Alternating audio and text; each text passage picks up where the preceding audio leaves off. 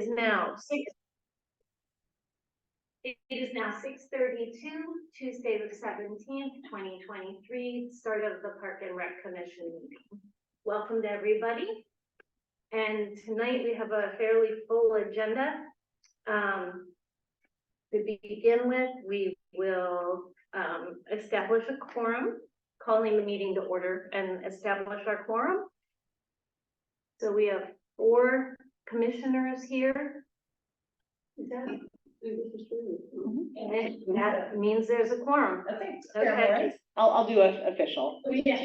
Chair Morris. Here. Vice Chair Corrigan is absent right now. Commissioner Valadez. Here. Commissioner Moore. Here. Commissioner Couture. Present. And Commissioner Wang is absent right now. So we do have a quorum of 4. Yeah. And also with us, but not at this exact moment, is our council liaison, Nisa Flygor. So, all right, we started our meeting and we need to do our Pledge of Allegiance. And it is showing on the screen. Wow. Get this thing down. Okay.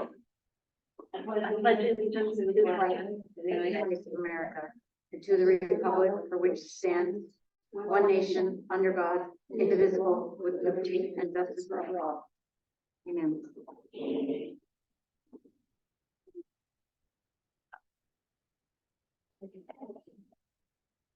Okay, so I think next is, let me do this wrong still, public comments not on the agenda? No, that's right. Okay. And I am not sure if we have anybody in attendance online. We actually do. We have 4 people in attendance online. There is 1 person who's raised their hand to speak, and Councilmember Flygor has also expressed that she'd like to speak now. Do you want to go before this person or after? At last. Okay. So the first person we have is Amy Madsen. I'm going to allow her to talk now. Oh, Amy, give me just 1 second to pull up a timer because I did not have that. And we'll give her 3 minutes. Minutes? The other speaker too. Did you say Amy Madsen? Amy Madsen. Thank you. Okay, give me just 1 second. I don't think that's fine.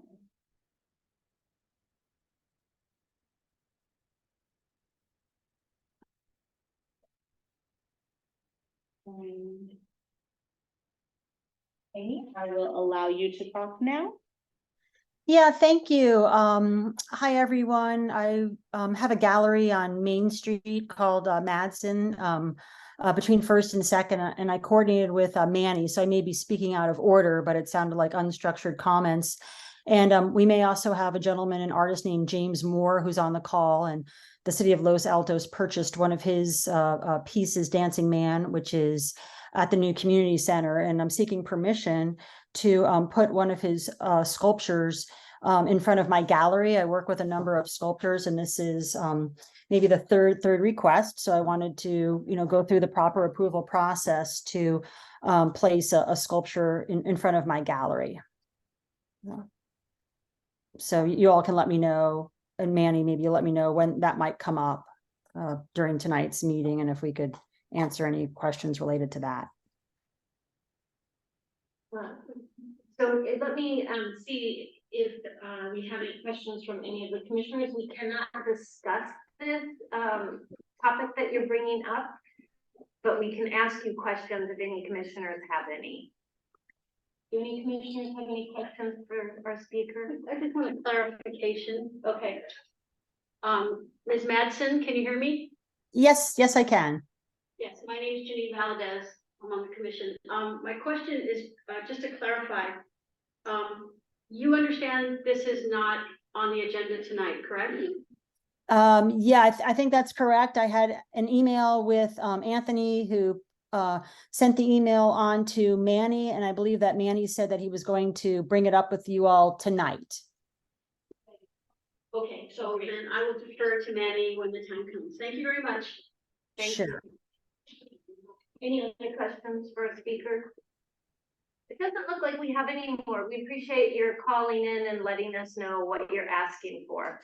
So if I could share. Okay, Just to clarify something for the commission, since it is not on the agenda, there'll be no decision made. This piece of art was requested to be put in the public right of way, and I've received the dimensions and what art that is. So right now, we first need to see if it's even possible. So nothing is coming to the commission until we see, because it may not be possible based on the size and it blocking the public right of way downtown. So we need to verify that first, and if possible, then once we verify that, we will bring it back to the commission for discussion. great, thank you. Okay, we also have actually, we have one more participant who does have their hand raised, James Moore. James, I've allowed you to talk.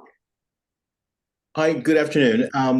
Thank you for I just want to let everyone know that I am James Moore, the sculptor that Amy referred to. And I just want to let everyone know that I'm here in case you have any questions or such. But as I understand it, since this item is not on the agenda, there probably won't be a need for that. But just want to let you know that I'm here in case you had any questions. Perfect, thank you. And do we have a question? Oh, yes, Commissioner Couture. Hi there, thank you both. My question is, have you picked out a sculpture that you have given to parks to look at?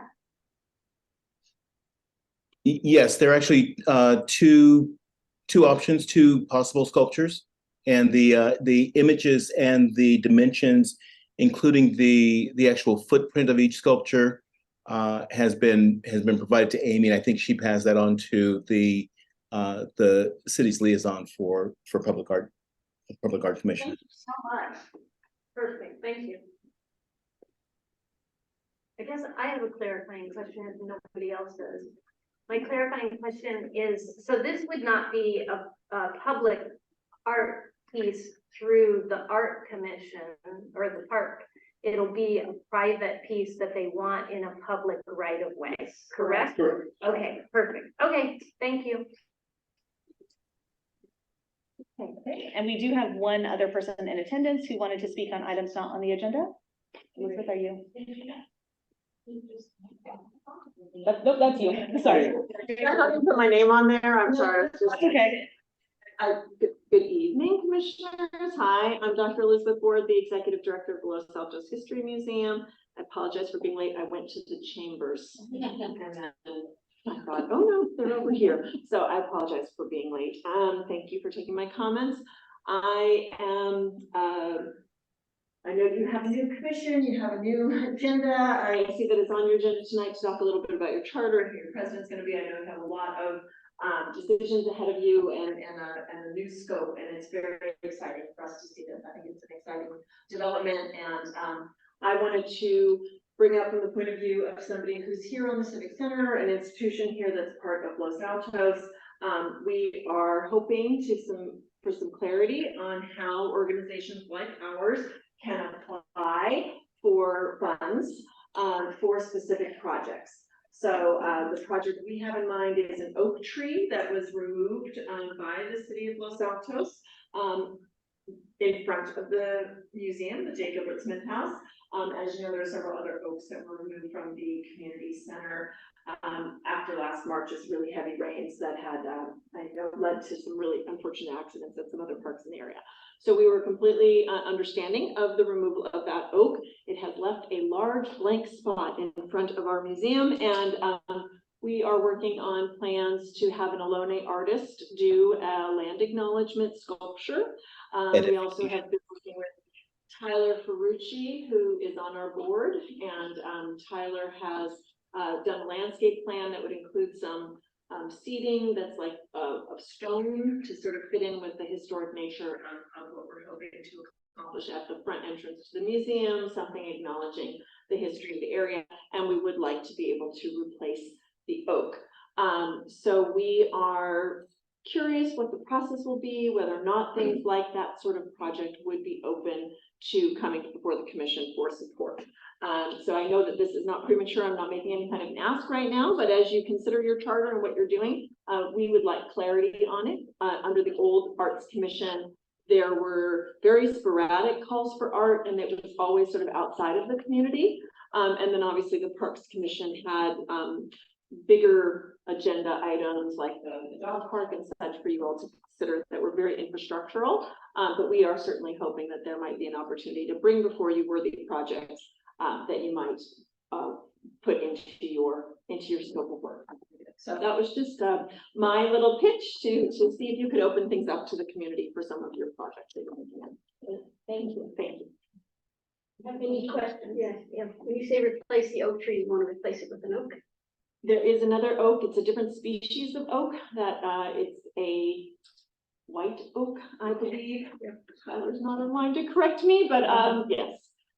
So, do you have like a specific, like, age or maturity of tree you're talking about? Because I mean, we could do like, I mean, I know that the price, exponentially increases the bigger the tree is, so. That's such a good point. Absolutely. And not only that, but the excavation, the equipment Right. needed to dig a hole for it. Not only is the tree more expensive, but the preparation for the land is much more expensive. So The we, risk of it not taking. right? yes, so we were looking at, I think it's a 48-inch box, which is definitely more substantial and would require some support from the city to just figure out how to dig a hole there. We think there might be some layer of asphalt. There's definitely in some of that garden area, there's still a layer of asphalt from when it was like an actual barn, when there were actually a lot of equipment stored out here for the elementary school. So yes, we think that it will require some soil preparation. I have one more question. Have you explored Greentown without this? Have you inquired them? Definitely, Gary Henton, who's, I think past president now, Green County, was on the museum's board, he's past president of our board as well. So, I think the size of the tree we were hoping for is a little bit more than he's been planting elsewhere in town. But yes, he said, wouldn't this be the great 500th tree? It would be the capstone to his whole project. I think he's at 420 or something. I said, I don't know, Gary, I don't know if we'll get to, we don't know if we'll get this all organized in time for that, but, yeah, I will circle back with him and double check what he's thinking of there. But I was also thinking of the art piece commissioned by the Alone, which might be something of interest to this commission. I have one question, so just so I understand, so it would be a combination of a beautiful oak tree with the art and maybe some landscaping. In an ideal world, we get support for all of that. Well, I mean, obviously, we put together funding packages from different sources and just trying to understand what the scope and what your process might be as we look at our other options and as we look at fundraising within the own museum. Obviously, everyone will say, since the city cut down the tree, what's the city doing to replace the tree? And we're trying to sort of say like, oh, well, we're trying to do something different and what have you, but just wondering, whether or not that might be part. I have a question for Manny. Is that land on which the tree, obviously it's city land, but is that part of the museum property lease, whatever you call it? No, the lease is actually for the building itself. Okay, so not in the land. The land though is part of that property. It is? Well, I mean, it's part of our property in that area. In other words, the designation I would make on that is that area is managed by the museum. Okay. So they manage the garden in that surrounding area. My staff does not touch that. So Including maintenance and things like that's that? the maintenance, yeah, the maintenance aspect, we don't touch that. Okay, so you don't prune Only when they it? need help. Yeah. When we don't when our irrigation system starts exploding, we say, can you come from the city and help us? So. Or when the tree dies and we needed to remove it, that was us that did it, so. Yeah, well, thank you. Thank you. Thank you. Okay, I think our last public speaker for items not on the agenda is Councilmember Flagler. Thank you, Casey, and thank you so much for having me. Dr. Ward actually said a couple of the things that I was planning to say, and because of time, I'll keep my comments brief. I just wanted to congratulate this new composition of Parks, Arts, Recreation, and Cultural Commission. I'm still getting used to the new name, and of course, the acronym thankfully sounds the same. I just wanted to wish you all the best. We just did the last appointment to this commission, and I'm very excited about the composition. I think you have a great mix of skill sets, backgrounds, interests, and just excitement and passion about the expanded role your commission will play. And so tonight, as you work on your charter and your vision, I do want you to, brainstorm and be visionary because we want you to be excited about the work that you're gonna do for our community as this combined commission. You may have a couple of commissioners who are more parks focused. I was on the Parks and Rec Commission. And so I understand those people a little bit better, but I also have deep and great appreciation for the public arts folks. And because you're on this combined commission now, obviously you bring both passions to bear. And that's what we're looking forward to, seeing what comes out of this commission. So congratulations. You're the first commission. You're the first park commission. And so a lot of people will be looking to see your successes and how you work well together. As your council liaison, as you know, I did say I was going to keep this brief.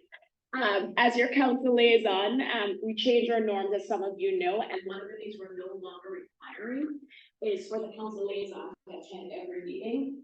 Having said that, I may pop in occasionally on Zoom just to check in on what's happening. But one of the primary purposes that was articulated during our norms revision was, I am going to be your council point person. So please feel free, even if I'm not here in person and you don't see me on Zoom, if there are things you think I need to be aware of, I am your council liaison. And of course, we have Manny Hernandez as your staff liaison, and Casey, who is amazing. And so, work with all of us. We are one team, staff, council, and the commission.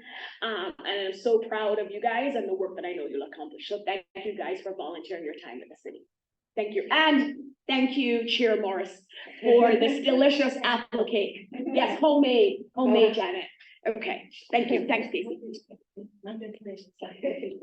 Okay, any other comments, public comments? It looks like No other. we've covered it. Okay, so we'll close the public comment section of the meeting and move on. And I believe that takes us to minutes. It does. All right.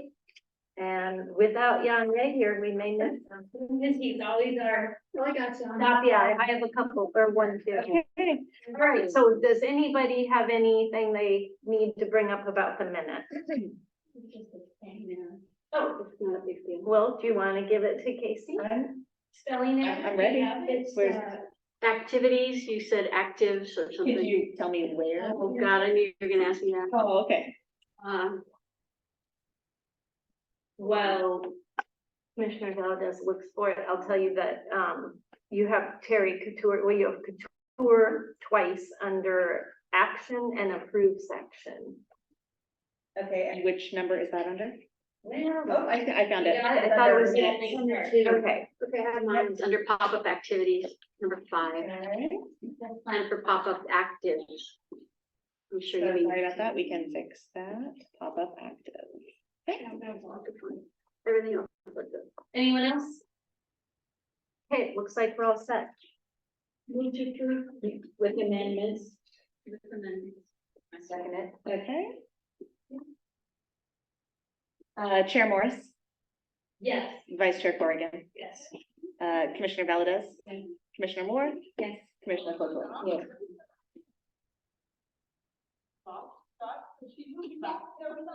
Okay. That takes us to item number 2, which is commission reorganization. And that's let's see, is the select the chair and vice chair for this next working year for our commission, 2023-2024. So if staff has something they want to say before we get started. Just a reminder of how the process works is we would just write down any nominations for the chair. We will do one for each first, complete the vote for vice chair and then chair, or however, but do them separately. So it's clear who we're nominating, and then we will do a vote for those nominations. Okay, so that's all it is. As soon as that vote is over and the chair and vice chair are appointed, that chair will then take over this meeting. And as we say that, there's that, and then just so there's no terrified potential chairs coming up, there's lots of help. Casey's great at holding hands, as is Manny, so they've had to deal with me for over a year. Okay, so we need to open it up for nominations for the chair. Let's start with the chair. Anybody?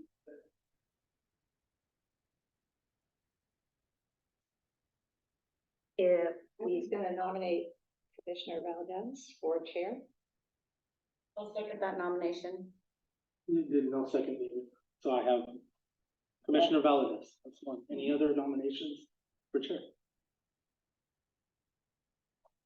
you know, if any of the people absent have interest. No. You don't know, or we I'm sorry, what is that? No, we do not know. We don't know, and I guess what. whether or not. If anyone that is absent has expressed an interest. Yang has been the chair before, Commissioner Yang, Who else is absent? Commissioner Wang. Commissioner. Those are the only two. That's it. Cindy and, yeah. Do you want it? Ye- That's what I'm worried about. No, I'm good with that. I'm freaking out that I would have to run the meeting right now because I didn't do my homework. We're all here. We're here.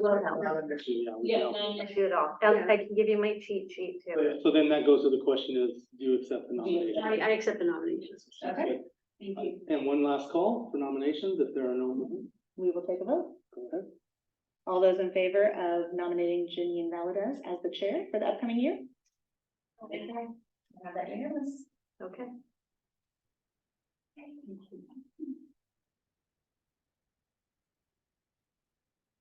Okay, so moving on to nominations for the co-chair. That's next. I'm sorry, vice chair. Co-chair was- I was doing the Co-chair for a long I time. nominate Janet Corrigan for co-chair. Thank you. Vice chair, right? Vice chair. Vice chair, thank you. Yeah, I wrote it, I said it wrong, sorry. Any further nominations for vice chair? Do you accept? Yes. Okay. Thank you so much. And then can we have a roll call or we're just a vote to all in favor, say aye? Opposed, unanimous. Congratulations. Vice chair for this year. So this is technically the place where I would say you get to go. And, I do have a little cheat sheet. Can I do it, delegate? Well, you're probably gonna delegate on most of these things because you're just gonna say, Mary, what's your report? So you're okay. I mean, I have the agenda right here. Okay. Yeah. Item number 3, for example, is Mary. Right, Yeah, commission handbook update. Yeah. it's gonna be awesome. Okay, moving on, commission handbook update. Director Hernandez. Yes, I do have a report on this. So, as we all know, and we've seen it coming, the council has made some changes to the commission handbooks, some of the duties and responsibilities of the commissions. What I did post online was the entire presentation for all the commissions, and that was just for your information. I thought there might be some interest in that publicly. But what I'm gonna show you today is basically that report. I'll just go slide by slide. That is specific to just this commission. So it won't be 40 some slides. So, just to clarify, there's no place that I can find the 2019 Commissioner Handbook, which is the last time we revised it, with blue lines to arrive at this. Yes. Is there? Not that I know of. No, they wouldn't post an old handbook. You don't have to post it, just to deliver to the commission, because it's hard. I know that your slides explain. Did you see the handbook? We had actually a yellow lined handbook that we posted. Which one? It's highlighted in what we posted. There's one, Here it is. the changes were highlighted. So what we'll do in this Okay, go ahead. presentation, it goes over the changes. I printed the, And then there is, what we would call a red line. got it. Thank you. In there, so I think that would help. Okay, so let me try. this. What is it? You mean yellow lines. Yeah, it's yellow line. That's Yeah. it. People refer to it as red line. Okay, so share. Okay. All right. Cause I could print out like another one. Maybe you forget it. You have the agenda up there? It's, the markup. Yeah. There you got it. Thank you. It's called. I have it. That's right. Okay, good. So I am gonna do my best with this presentation. I'm gonna do my best to answer any questions you may have. I'm, as you are, these are all changes are new to me as well. So going forward, this is what was presented to all the commission liaisons. Los Altos, the city of Los Altos made some changes.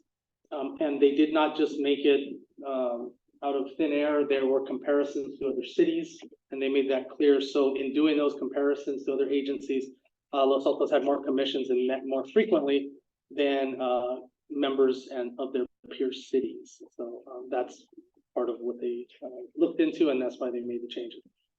So the gist of this is the Los Altos Commission changes, bless you. The changes were meeting frequency, commission composition, as affected this commission specifically, powers and duties, attendance and participation, and reporting. The handbook changes were the ad hoc subcommittees, the commissioner liaisons, which that's where I'm gonna struggle answering questions. So I'll take your questions and try to get you answers on that one. Council liaisons, conflict of interest, and election of chair and vice chair. So those were the handbook changes. So this is just a matrix of what they currently were in the or currently are now, and what they were in the past. The meetings have changed. Most of the meetings went 12 times a year. So as you see in the yellow, they've been reduced. Membership has generally been in the 7 areas. As you see in the yellow, a couple of them were reduced. And changes to powers and duties, we'll go over some of those things as we come up to them. The ones that are in yellow, they were changed slightly.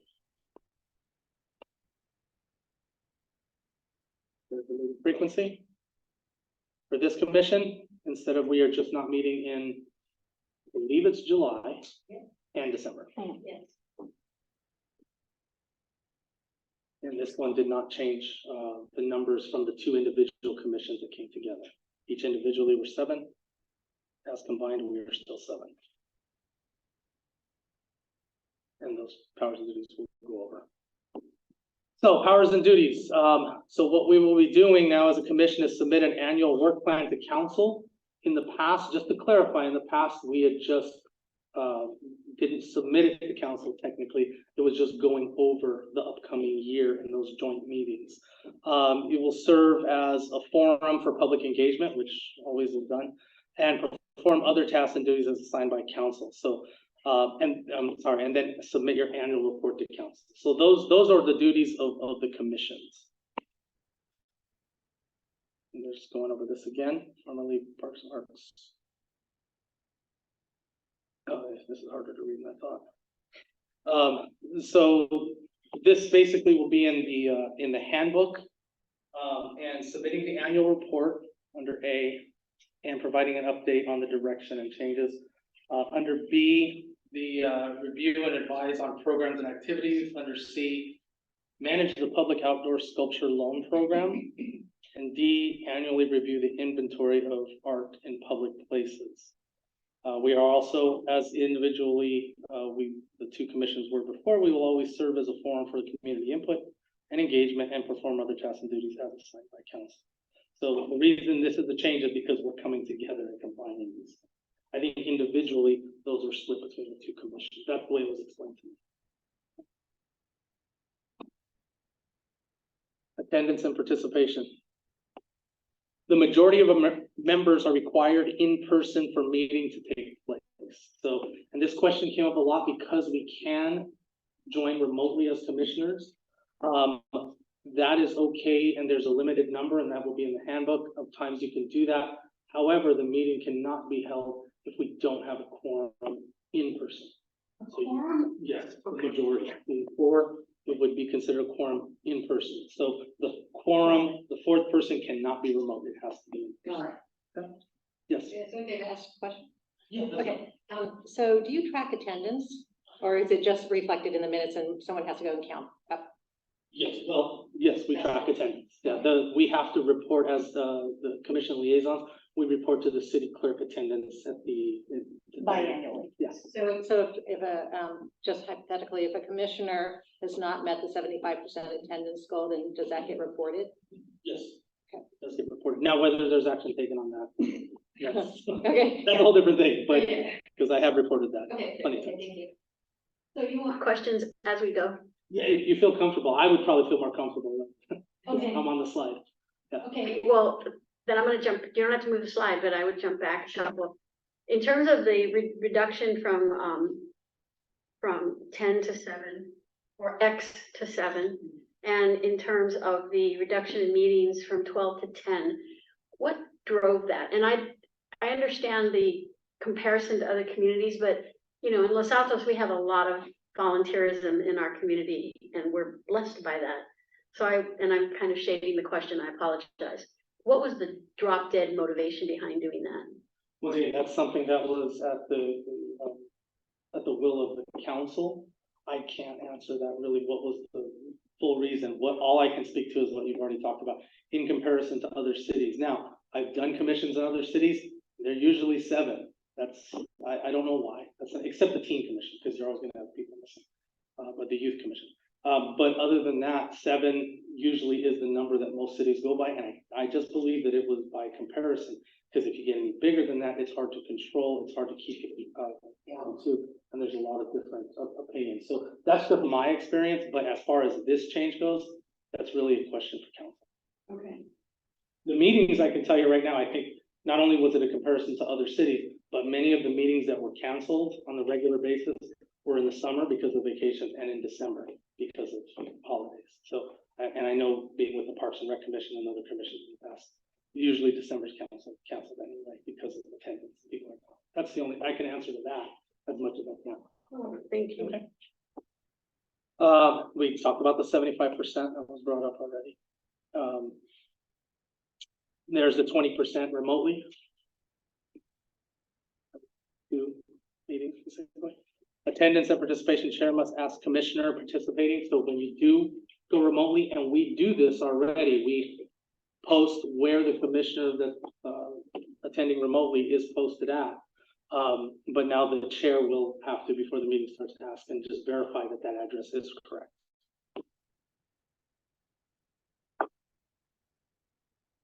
Reporting, commissions provide a work plan for approval to council in the first quarter.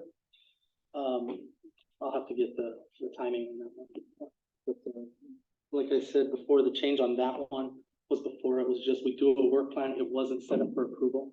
I think in 2015 it changed in a way. So now it will be submitted for approval. Council will give direction if it's not sufficient for what their needs are.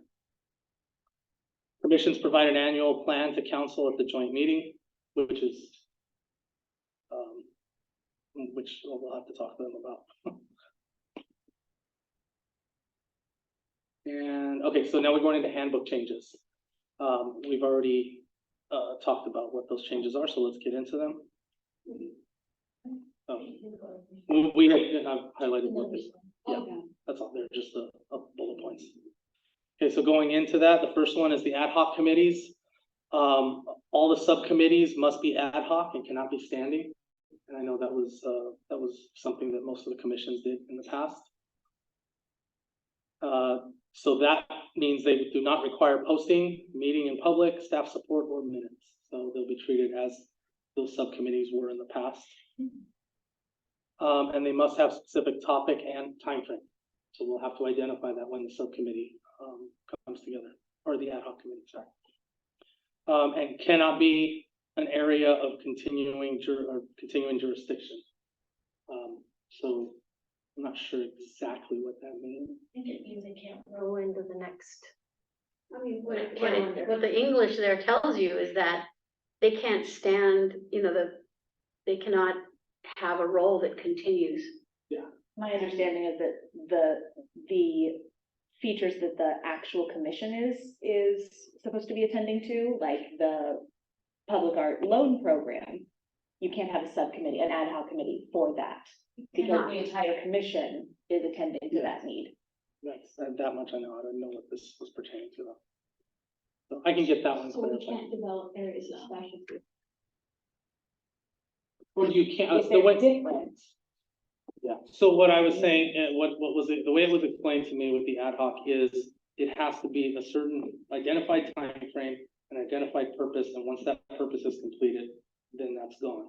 If that purpose needs to come up again for a different item, although under, you know, whatever that would be titled, what used to be a continuing subcommittee, then an ad hoc committee could, and basically placement of a certain piece of art, like what's going on downtown, that would be an ad hoc committee. Once that's placed, then we're good. Then we create another ad hoc committee for something else that may be placed somewhere else. So that's the way it was explained to me. That in effect limits our capacity. Well, I think, let me go back to, I think the general reason for doing this is to get most of the discussion here in a public setting. I think that's what they were trying to do, is to be transparent with all the major discussion, and it's not just an ongoing thing. So the ad hoc serve a purpose and then move on to the next purpose. But there are areas of continuing jurisdiction that parts of the commission might have to attend to, for example, maintenance. So are you saying we have to create a maintenance ad hoc committee for an item and then go do the maintenance on another item? Yes, that, if that's what the desire is, but in reality, that maintenance item should be here. It should be the entire commission. Now, once again, that's how it was explained to me. So keeping that on the agenda, if it's a regular thing, everyone needs to talk about that. So, Okay. Okay. Okay, to state my opinion, none of our committee, well, I can only speak for the old park. I can't speak for the Arts Commission. I will narrow my scope. Anytime we did have a committee, whether it was what I call ad hoc, which is temporary, or whether it was a standing for the work plan, you know, somebody focused on XYZ, 2 or 3 people focused on XYZ for the duration of that work plan. They always were accountable to they never made decisions without coming back to the commission. They didn't work in isolation. It's just that they were able to focus on doing research or, you know, doing the nitty gritty of the work and not bogging down the whole commission. So now you're saying that's not possible. well, I'm not saying. Well, Yes. okay, The ad hoc committee is still there to do that though. So, yeah, that last bullet though is quite constraining. I guess, go ahead. You may I clarify. was going to talk about what we did on the Public Arts Commission, which is, there were several of us who worked on the community engagement projects. And it was an ad hoc committee and people kind of moved in and out, but the purpose was to, again, as Commissioner Valdez was saying, to focus and figure out, come up with a proposal, do all the research, and then come back and present to the broader commission. Here are your options. And then there was a discussion. And then a decision was made by a vote with the commission. Is that still okay, do you think? yeah, that's gonna be an ad hoc committee. So as soon as that's accomplished, the committee's done. So like if their assignment was to come up with the programs for the year, for like 2024. Oh, it's just individual, like quarter by quarter. One project. Does it have to be a different committee or can it be the same committee that? That's a good question. Yeah, I mean, just approve doing it. It doesn't say, like, for instance, Shannon and I did the community engagement events and there was no end date. It was just in perpetuity. And then, yeah, we bring it to the commission and vote on it. So everybody did have an opinion or an opportunity to speak. And that stays the same. It must report findings to the full commission, but it can't be established in multiple years. And once again, as defined by an ad hoc, it has to serve a certain project purpose, yes. Okay. So we just have to be clear about how we define the project. Yeah. And again, I want clarification on what continuing jurisdiction mean. I totally agree with year-to-year jurisdiction, that you should never go beyond a given work plan, but our work plans last a year. Some projects might last a year. And we're supposed to just artificially stop them, otherwise we're guilty of continuing the jurisdiction of that charter beyond 6 weeks. I need clarification on the 4th bullet. I need clarification on the 4th bullet. Okay. I need to understand what continuing jurisdiction literally means. Maybe we can reach out to NISA, since they were the ones that made this. Well, I think actually it's in the hands of the city manager's office, is basically the city clerk. So I'll get clarification. I'll work with them to define it as it's in the handbook itself. The last thing we want to do is break the rules, so we need. No. Stop. Yeah, I understand. Can you ask too if it could be the same subcommittee over and over? Yeah, like if it could be the same people. Just establishing a new. I have a couple of questions, I think the answer to that. sort of, I think. So I'm processing this. There's one bullet that isn't up there that I am not fond of, but anyway, the continuing jurisdiction, I think it was Casey was saying that it means that whatever is sort of our normal business, that's like just our normal business, right? So if it's something that we do as far as a commission, just speaking for now, that, you know, that about artwork, let's say, about looking at the artwork, picking the artwork, putting where it's gonna go, instead of it being an ad hoc subcommittee, then it would be the whole commission would do it, and that's normal, and there's no issue with that, and that way they make sure it's right here in the public where everybody can see it. I think that's what I'm hearing, so. I think so. Let me get It'd clarification be on great it. to know on that one, and then, yeah, the last one, not the last one, the one before, that it cannot be established in multiple years. The difficulty I can see with that, and I'm wondering if this is what they meant, is if we have the community engagement or the pop-up kind of an idea, and it's going well, wouldn't we want to take it into the next year? Because the goal is to get people into the parks, and therefore, how do we manage that? So that's what we need to figure out, is how do we manage things like the pop-up and stuff? Not where we want to get boring and predictable, but where we can do projects. And so is it just like having the name of a special project and saying, this is our special project? And instead of having subcommittees, we just say, we're going to do this as a whole group. Everybody bring your ideas. Is that what you think? Okay, So all right. Let me get more clarification on that though. So our hands may not be as Years. tight as it sounds. Well, It just means that we do it as a big group. By definition, even if none of those bullets existed and all I saw was the title, an ad hoc subcommittee is very easy to understand. It is a very temporary, ethereal, you know, topic focused, start and stop. But you know what? Parks and Rec Commission, the Parks and Rec and Arts and Cultural Commission has projects that are long-term. And therefore ad hoc subcommittees may bog us down because all 7 of us have to be involved in all the nitty-gritty. And that is not good project management. So I would say, I'm not going to argue with the definition of ad hoc subcommittees because it makes sense. They're very temporary. But I'm saying, why did we eliminate subcommittees? Right. Actual subcommittees, Because council. non-quorum subcommittees. Because the Brown Act completely allows them. And I think some of those, I was at some of the council meetings. Yeah. I think some commissioners had asked that, so. Okay, It'll be interesting because this is an experiment. We'll see how it goes, right? I mean, council made the decision. We'll see how it works, and they'll get to see how it works too. All right. So we'll see. Okay, and then the other thing, which I think is actually more binding than anything, commissioners can only serve on one subcommittee at a time. That's not possible.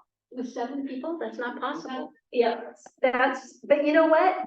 Doesn't it mean that we just bring more to the full group? That's what's gonna be. That's the kicker. That's what we'll do. It'll all come to the full group. We'll get stuff done. Subcommittees are 2 each, and you get 3 or ad hoc committees, and that's it. We'll get it done. Everything else is on the table here. Watch this. I wanna understand why they're doing I know, I wanna know the impetus, because I wanna know how we can. You attended the meetings, you're not gonna get the input. In establishing subcommittee, ad hoc subcommittees, I would think for you, we need to take this back, and that is that, you know, this is now a combined commission, so we're doing double the work. And if we can't have people on multiple committees, I'm worried that it's gonna constrain what we can deliver. Yeah. So I don't know, do you think that there's a chance that, well, okay, this is a tough question. I'll ask it anyway, that the city council would maybe have a conversation with you and then give us an exception? so all I'm gonna do is ask for clarification. It's not something that I'm gonna. Okay, thank you very much. Sorry, Manny, one more thing. If you have the dates for when this was discussed in city council, I think that's helpful, because I attended those meetings. I don't know if other people were able to attend them, but if we could get the dates so that people can listen to them, I think that might be really helpful. Okay, if that can be sent, that would be super helpful, because then you can see the process. Okay, the motion of establishment must include that the ad hoc subcommittee is comprised solely of members of the commission. Establishing the ad hoc subcommittee consists of less than a quorum of the commission. That's obvious. Includes a defined purpose and a time frame to accomplish that purpose, and is less than 1 year in duration. We'll get to that again. and will automatically terminate when the final report is given to the commission, or when the time frame established the commission isn't, unless extended by the commission at a public meeting. So that number 3 seems to imply that that prior bullet about jurisdiction applies to 1 year. Continuing jurisdiction is over 1 year. And therefore, you have to accomplish your purpose in less than 1 year. If you read those two together, then they explain each other. Reading number 4, I guess, may apply to those certain projects that could go over. So that last sentence. They left room for it to go longer than. If it's not accomplished by that time frame at a public meeting, you need to extend it.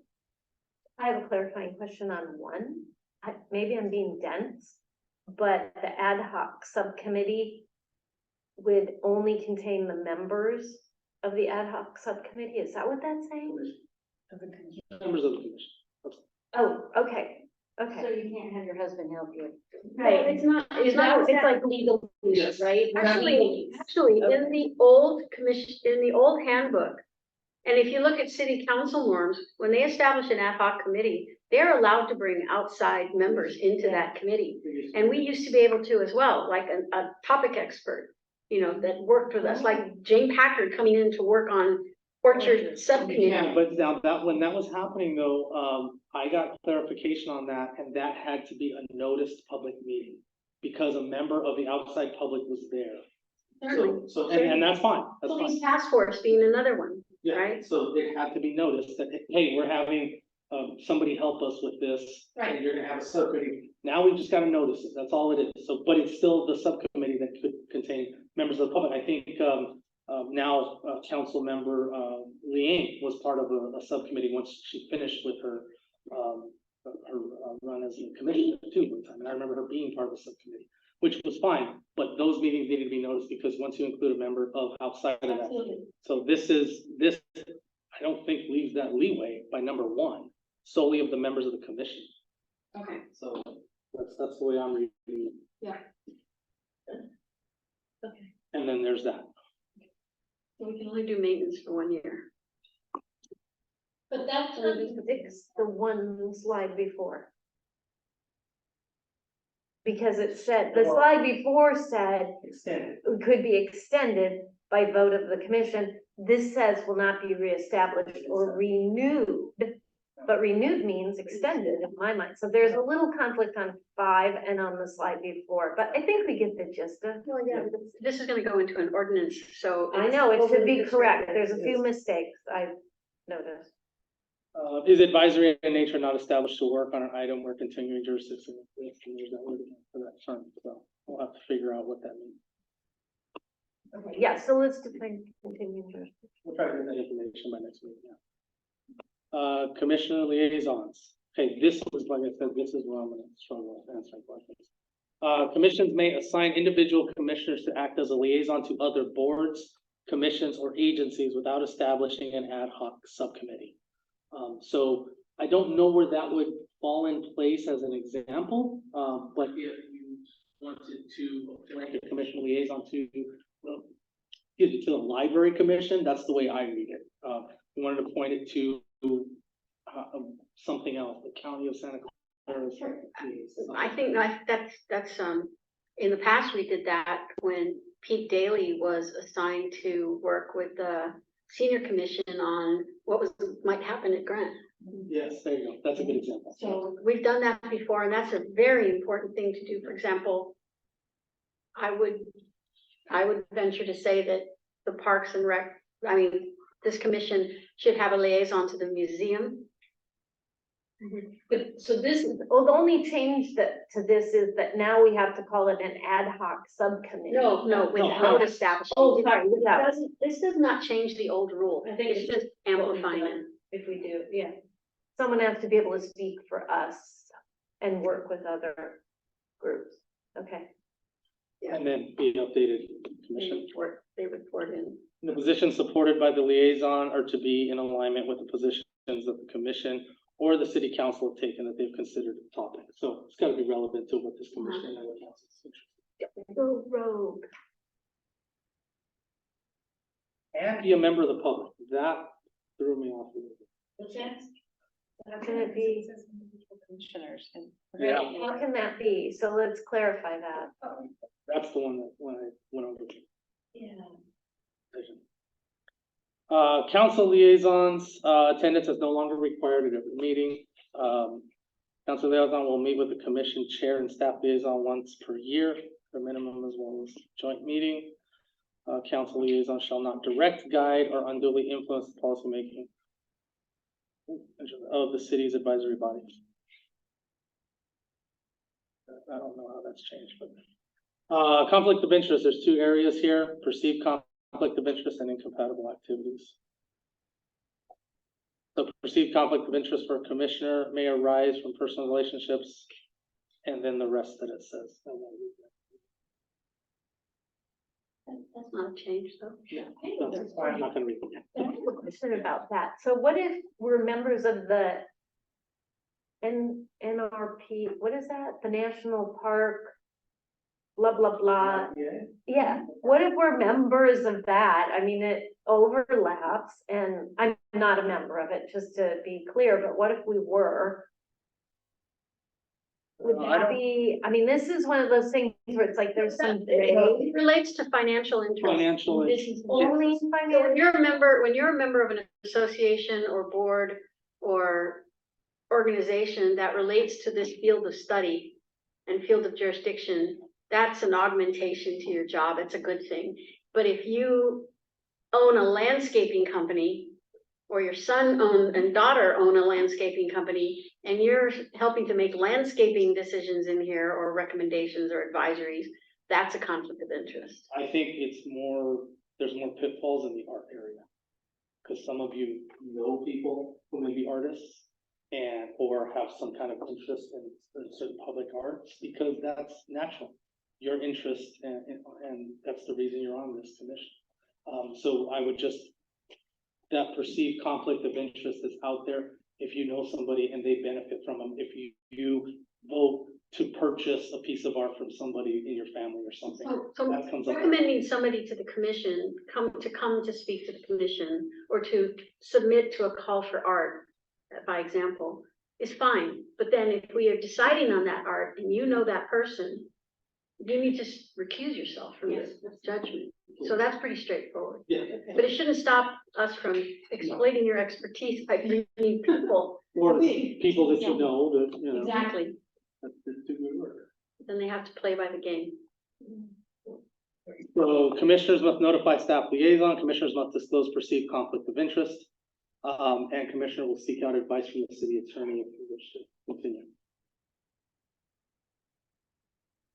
Conflict of interest, incompatible activities. For state law, a public official, including commissioners, may not engage in any activity for compensation that is inconsistent, incompatible, or in conflict with other, with their official duties to the city. I think that's pretty straightforward.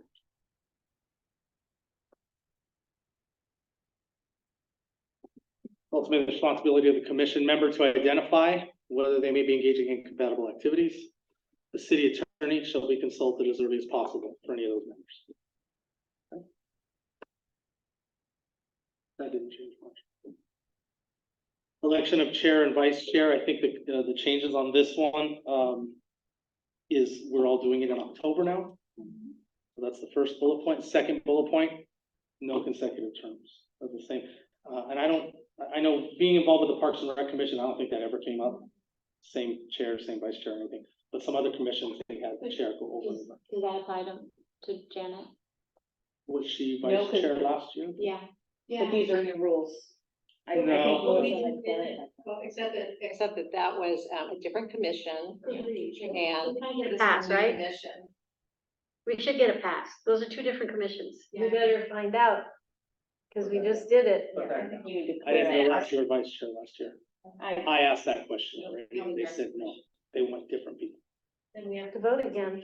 No, I think we need to get clarification on that. Let me ask first, there may be another vote next week. This is what happened with the two chairs. There were two chairs and two vice chairs. Yeah, exactly. Two different commissions though, and there was never a vote of this body. So that's what I would say. That's exactly my argument I made with her. Okay. So, Can you ask one more time? let me ask again, exactly, I will. If not, Being, we can especially being that yeah. it's the vice chair. I think the interest was more on the chair. That's the only open space. That's why I knew if it came up where you were nominated, I was going to do that again. Because I had asked that question. I honestly didn't know that you were vice chair. Okay, well, I think that year and a half was good. oh, wait, never mind. It's answered right there in two. Well, we were just saying that it's a different commission. No, number two's answered. Oh, the chair. Chair only, chair. You're okay. Oh, but it's election of chair and vice chair. I know, that's the title threw me off, but the bullet. This one says that we do it in October. But no member of the commission may serve consecutive terms as the chair. Okay, so then maybe what the vice That's what I'm saying. total sense. I am not gonna clarify. Good. We're good, it's clear. Okay. Thank you. Sorry. Didn't break the rule. I did ask about the chair though, and that was clear. Didn't break the rule yet. Okay, summary, first October meeting review. Okay, this was actually for me. We already did the meeting schedule though, to a certain date, yeah. And we may have to finalize the meeting schedule for the rest of the year too, in next October. The composition, we've got powers and duties, chair and vice chair, went over those. Subcommittee, remote attendance, whatever specific, next one, don't know why they put that on there. Can I ask a question about remote attendance? Do you need advance notice of that?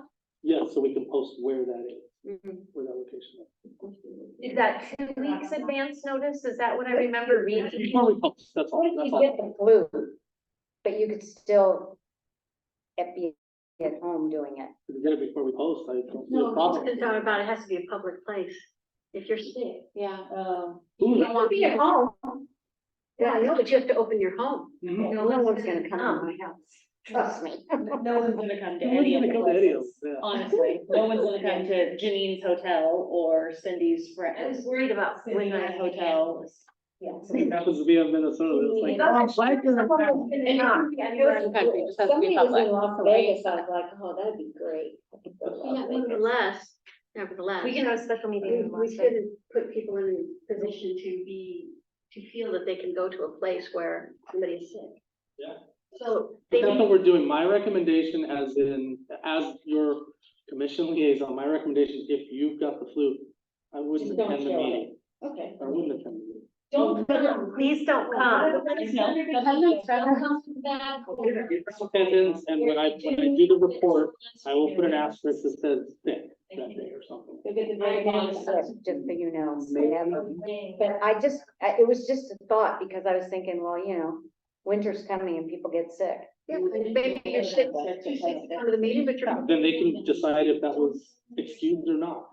Before, in the commission handbook, it used to be that if you have an excused absence, it was excused, almost like when you're in high school. So I don't know if they'll take that into consideration, but I'll note it, if that comes up. We've already discussed all of these.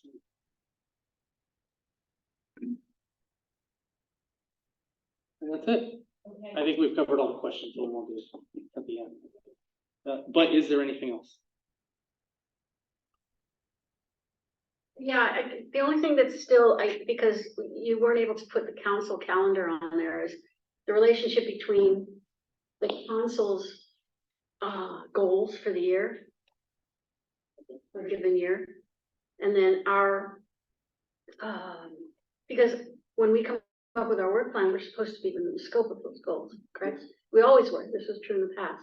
We couldn't just slap something in our work plan that had no bearing. Remember, there was a column that literally said, which council goal does this belong to? You guys have the same thing, right? So I want to make sure that that process is still going to be there, where the council sets, policy direction for the year. We come in and be visionary, like you heard Councilor Schleiger say, and we come up with plans, some mundane maintenance, some crazy, like a dog park, 5 years ago. And then we create our work plan. Now we have to submit it back to the council, where they can say, too crazy, or they can say, we actually want you to do this, add it. That's okay, but we want you to add this. And then it comes back to us and then we accept that, or do we get to discuss it and go back to council again? I would believe that you would discuss it but you wouldn't take it back to council. I think I would just send it in for approval. You wouldn't Okay. make it. So then after If it's that, that severe, of course, if council's suggesting it, you as a commission serve at the will of council. So I would suggest that that discussion takes place at that joint meeting. so when we submit when we submit our work plan for their review, that is not in a meeting where we discuss it with them. They just, if it goes over the wall, they consider it and then they throw it back over the wall. No, that, you will submit it, they will review it, and then you will come to that joint meeting once a year that we talked about. So that's where you'll discuss the changes. So they'll get it ahead of time, is basically what they're wanting something in front of them before they show up at the meeting. Yeah. Yeah, that's what I. That's why you meet face to face to talk about those changes. If for some reason the commission feels strongly against something that I'd be willing to submit it again, once again, over the wall this time. You're not gonna meet with them, that's all. I have one overarching question about this whole change in powers and duties of this commission. What is our role with respect to the Park and Lieu Fund?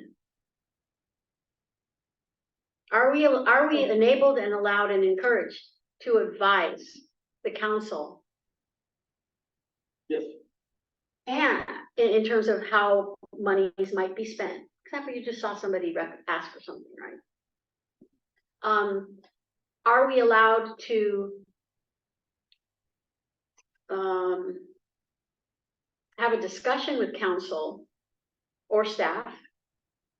Because staff generates most of the priorities and how they want to spend the money to make the city work, right? So at what point do we weigh in on that? What we've done in the past with the Parks Commission, for your knowledge of what was done with the Park and Lieu, that was an annual process. So we would talk about CIPs in February and March because we were preparing the budget that's coming up. And a lot of those, the expenditures are CIP expenditures. They are to improve or acquire parkland within the city. So with that, staff was gonna go by that schedule. So unless something came up, an opportunity came up to purchase land or something. But as far as projects go, we already have the year carved out on what we have staff-wise, the ability to accomplish in the next fiscal year. So that is something that would have to be a timely thing, looking at the next fiscal year and the 4 or 5 years out that we look at, which we've done in the past. So the advisement of this, or advice of this commission would go into that decision that staff would, for the expenditures of the Park and Lieu, submit to council, and that's an annual thing. If something came up though, that was, we need to do this now, otherwise we lose it, or something, that this commission can actually send a recommendation to council that's outside of that list. Okay. Thank you. All right, yes. So I have a question about what we just went over, and I just realized, the current work plan, I mean, I'm on a lot of subcommittees. So are we gonna go over our work plan? So we're starting out new, it's October. So are we gonna need to go over the work plan and redo the whole thing? Okay, and so this is our first quarter then? We can't do that until after council sets the goals for the next year. Well, we can go off the council goals that are currently set. They are not gonna set their goals probably for another 6 to 7 months. Okay, so we have to basically rescind our current work plan. I wouldn't say rescind it, I would say. Well, we can massage it. Yeah, massage And it. then, well, Yeah. bring them We together. probably have too many committees to prevent overlap of membership. So it's gonna So come, I think it's a rewash it. We have to wash it. okay, so when it comes to future agenda. So we'll that's a ask that. future agenda. Okay, but how do I know what I'm on? So at the next meeting, maybe we'll go over this. I Yeah, just we'll go over at the next Okay. meeting, however, I just wanna step what have a we. work plan without having subcommittee. Your work plan and your goal is there still as a commission. Yeah. Doesn't mean you have to make a subcommittee. Got it. That's gonna happen. Okay, so we need to reorganize that. Okay. Yeah. All right, Thank that's all. you. Thank you. Sorry, I don't have.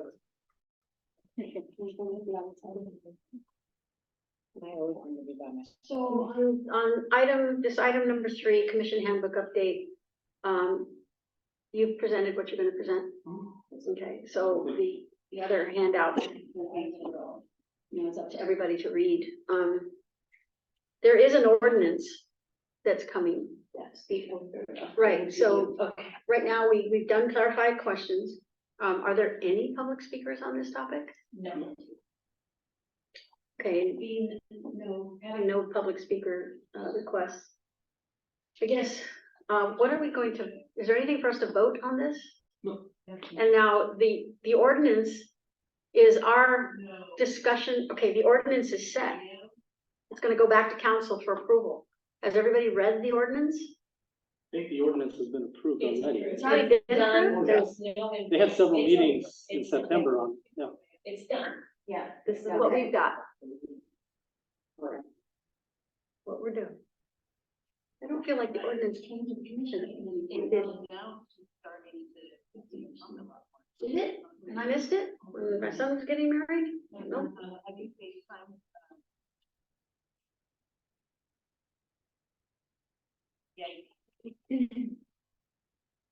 All right, shall we move on to item number 4? Public arts brochure.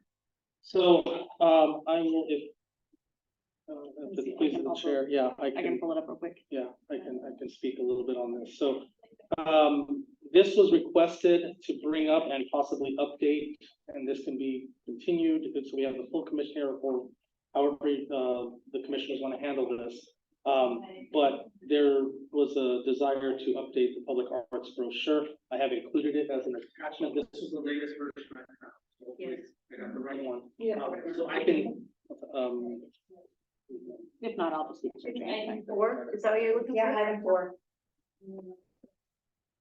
Not helpful when I'm already to page 60, sorry. 90, yeah. Keep going, you just keep going, I'll just. So with that, if I can get the assistance of some of the, arts commissioners, public arts commissioners to talk about what we think we should do with this, as far as updates go. Well, I think it's a great resource. It's a very good Especially for community events. A lot of people don't know where our public art is, or that we have public art. we were told to get this done Right, so, a long time ago. yeah, Like this 2 is years ago. a big undertaking, and, so in terms of revisions, I mean, obviously, we have to change the title. Yep. City of Los The Angeles park. Public Arts Commission to Park. And then we need to change the public meeting information, Yeah. commissioners, contact information. We have some new art. We have some new art, and then we also have art that's been removed. Yeah. Well, do you think it'll all fit in this? I mean, I can work with the artist. This is the same artist that does all the lava posters. Her name's Bridget. She's really talented. So, I can defer to her in terms of layout. We can play around with it. Right now, it's a trifold brochure. Maybe we need to explore a different layout or a different, type of brochure, but I wouldn't worry about that. I can explore that with Bridget. She's really talented, but mostly just, we want to update it to make sure it's relevant and reflects our current art sculptures. We handed this out at the farmer's market and it was super popular. And it was really educational and kind of in line with at least the mission at that time to inform people about public art. So, Okay, and, you're done with the presentation, so to speak? Yeah. Okay, so clarifying questions, I have one, and I'll just ask it because I ask this to everybody when it comes to printing paper. I understand the beauty and use of the paper brochure. Does it have to be on paper? Can we make it electronic with a QR code? I don't see why not. But service and dental adults is not the best.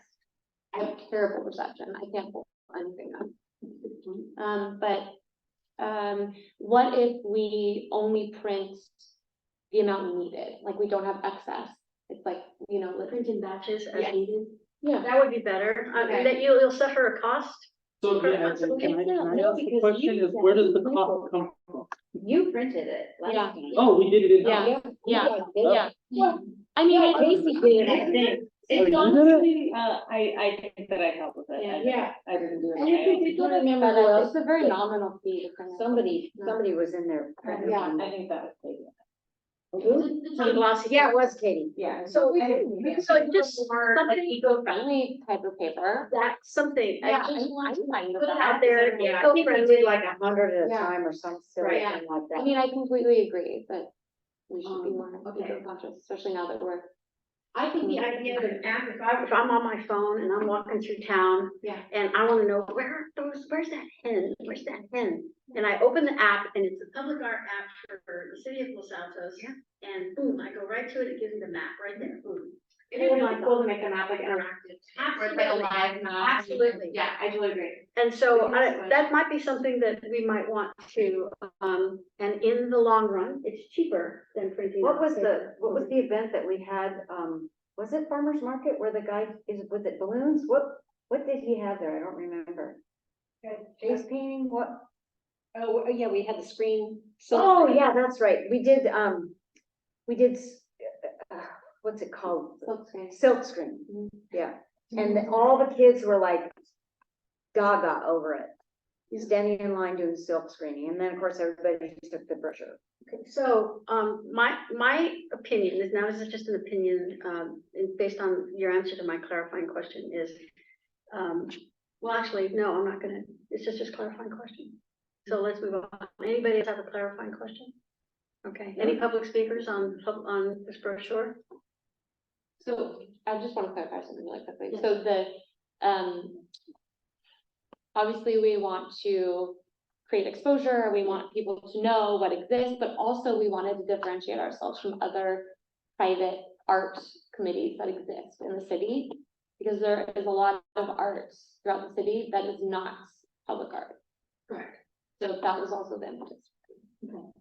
So, you answered my question as far as what your goal, is, and, my question then had to do with sustainability, something to consider, but also utility. It is true that as advanced as we might get with applications on our phone, which are just something we don't even think about anymore, we have tons of them. There are some communities that don't have these phones, or for whom learning an app would be difficult, perhaps a senior community, you know, whatever. So we have to be sensitive to that. Right. So I think there will always be some place for paper, you know, to be inclusive. But we also want to move the bulk of the humanity away from using paper if we possibly can, unless you guys disagree and can convince me otherwise. Because then I As just long as we think, have some paper for the old people and the people who can't use phones for one reason or another. right. And there might be that very much. Yeah, handicapped people can't use But this phones. is beautiful. So you're going to continue, They have to use Siri.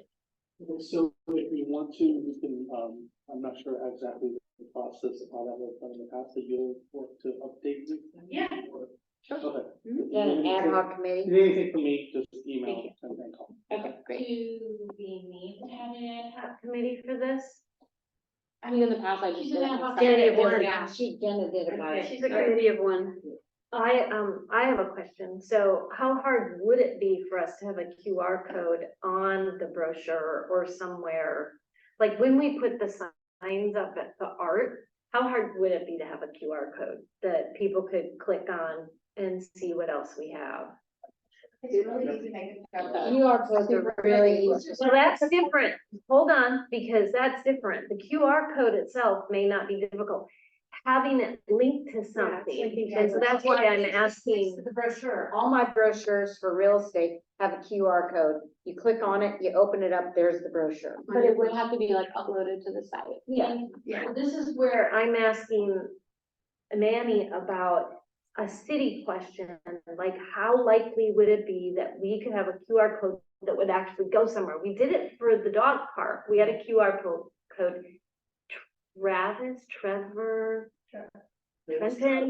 Trevor, he was here and he did that for us. So I'm wondering, can we get with the, You can do that. yeah. So can we do that? It would be nice when we're doing the brochures and we're redoing the web pages that the QR code maybe we discussed and put in. I'm just throwing it out there. I can't speak to the workload of the public information office, but we can ask and see how hard that is. Okay. Can I just reach out to her and let her know? Yeah, go ahead and update that and we can talk. Currently, one last clarifying question. Currently, if I want to get my hands on the existing brochure, what do I have to do? Okay, so I have to know you, email you, ask for it, and then get it. If I'm just a person on the street, how do I learn about this? Well, we used to have some here, printed out, Okay. and then like at our community engagement events, we would have them. Okay. Thank you. Everything, it's not easily accessible now because everything kind of froze when the commissions got. It hasn't been updated, so I don't feel comfortable putting out a. Got it. Okay, so I don't think there's anything for us to vote into existence at this time, so this is just constituted a discussion. I have another thing. So if we, here, for this, so if we, at the discussion part, if we have a, when we get the brochure updated, blah, blah, blah, can there be a link on the webpage that, you know how it says other information or more information or some wording like that on our webpage? Can there be something that says link to the brochure and then it goes to the brochure? Yeah, that's what we're looking at. That's what we're talking about. I was talking about the QR code too. Okay, all right, sorry if I missed. It would all be the same thing, because there's the QR code, the link, however we want to do it, it's gonna have a webpage. Okay. So all of those things will link to the single webpage. And I'm talking about like our webpage where it says who the commissioners are, blah, blah, blah, blah, blah, and then it'll have, you know, that's linked. Okay, good. That's what the page will be. I know, it's not kind of, okay. Terry pointed out that that's not done yet. Okay, I'm gonna move us along. Okay. Let's move on to item number 5, the Heart Art. Discuss location for council approved art piece. Okay, so I can give a slight update. I am now in communication with the artist. As it turns out, this artist is now telling me that it may cost us more, so I need to get clarification on how much more we can spend on it, because it's my understanding that council approved, and the way this artist was telling me is approved $25,000 for 3 pieces, for the total of 75,000, but he's telling me now, I think it's Duffy. Yeah. So Duffy's telling me now that, the reason it was 3 for 75 is because there were 3 pieces. So if we bought just one, which is what I proposed, we're ready to buy just one, he said, no, it's gonna cost more than that. So, And the reason Yeah. being is, In full transparency. full transparency, he now has a full exhibit at the Smithsonian, so a lot of his work has gone to the Smithsonian. We don't even know if he has anything, you know, at home. It's really a shame that feet were dragged on this, because he wrote an email and told us that the secondary market value is now close to $100,000. And it's very transparency. I mean, I think this commission received a bit of criticism for choosing. A lot of criticism. And now it's gonna be in the Smithsonian, which is now why it's gonna be $100,000. This piece is gonna be in the No, Smithsonian. he has a It's full a exhibit of it. satellite, it's a Smithsonian satellite sculpture garden. The piece that was gonna come here? Yep. Or another piece? Exactly, it's In exactly. addition of, and there are 3 currently? I don't know how many he has available, but we were planning to get 3. And then city council as a gateway project, so. And then. Yeah, I know city only council approved approved one, Yeah. and we don't have a location. that's why it's on the agenda today. But but the thing is, I don't know. don't even- I don't even know- we don't know how much If it's gonna be $100,000, I He mean, hasn't given you any inkling of cost. No, he won't say that. And I don't know how much we have. it was a church. Yeah. Yeah. I don't believe that it's gonna be a barrier, being that it's coming out of the, art fund, but it's gonna be up to council if they wanna spend $100,000. Because they didn't, they only approved 25,000. Are you investigating lease potential, lending? We don't want to lease it. I mean, do we still want it as a commission? I was if gonna it's say, $100,000? Do we want to spend $100,000 on this sculpture? I don't know, I feel like that's something I'll need to discuss. 'cause I don't even know much about it. I'm afraid I didn't do due diligence on this, but I read it was poly something, so it's a plastic. Right, I mean, I did read about it, but I thought, well, is it plastic? No, it's, okay, so I did not Oh, assess. hydro cut aluminum diamond. Yeah. Okay, and then it's low poly, okay, so I got it. If I may, Sheriff, I would suggest that I think there is a discussion to be had on possible locations at least. Because I think, so we don't slow the process down Yeah. anymore, I would like to see if I go to council and say, hey, we need to use X amount more dollars for this purchase, once he finalizes it.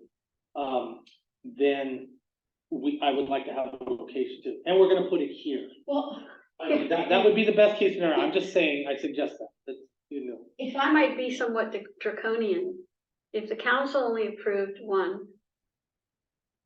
Let me ask this first, irrespective of the council. Is this gentleman, it is a gentleman, right? I'm presuming, is this gentleman willing to still sell us the 3 for 75? Is he willing to honor the original term? The council won't let us do that. Hold on. Is he willing to honor the original deal? I don't think so. I don't think We so. don't know for sure, but he said specifically, he said,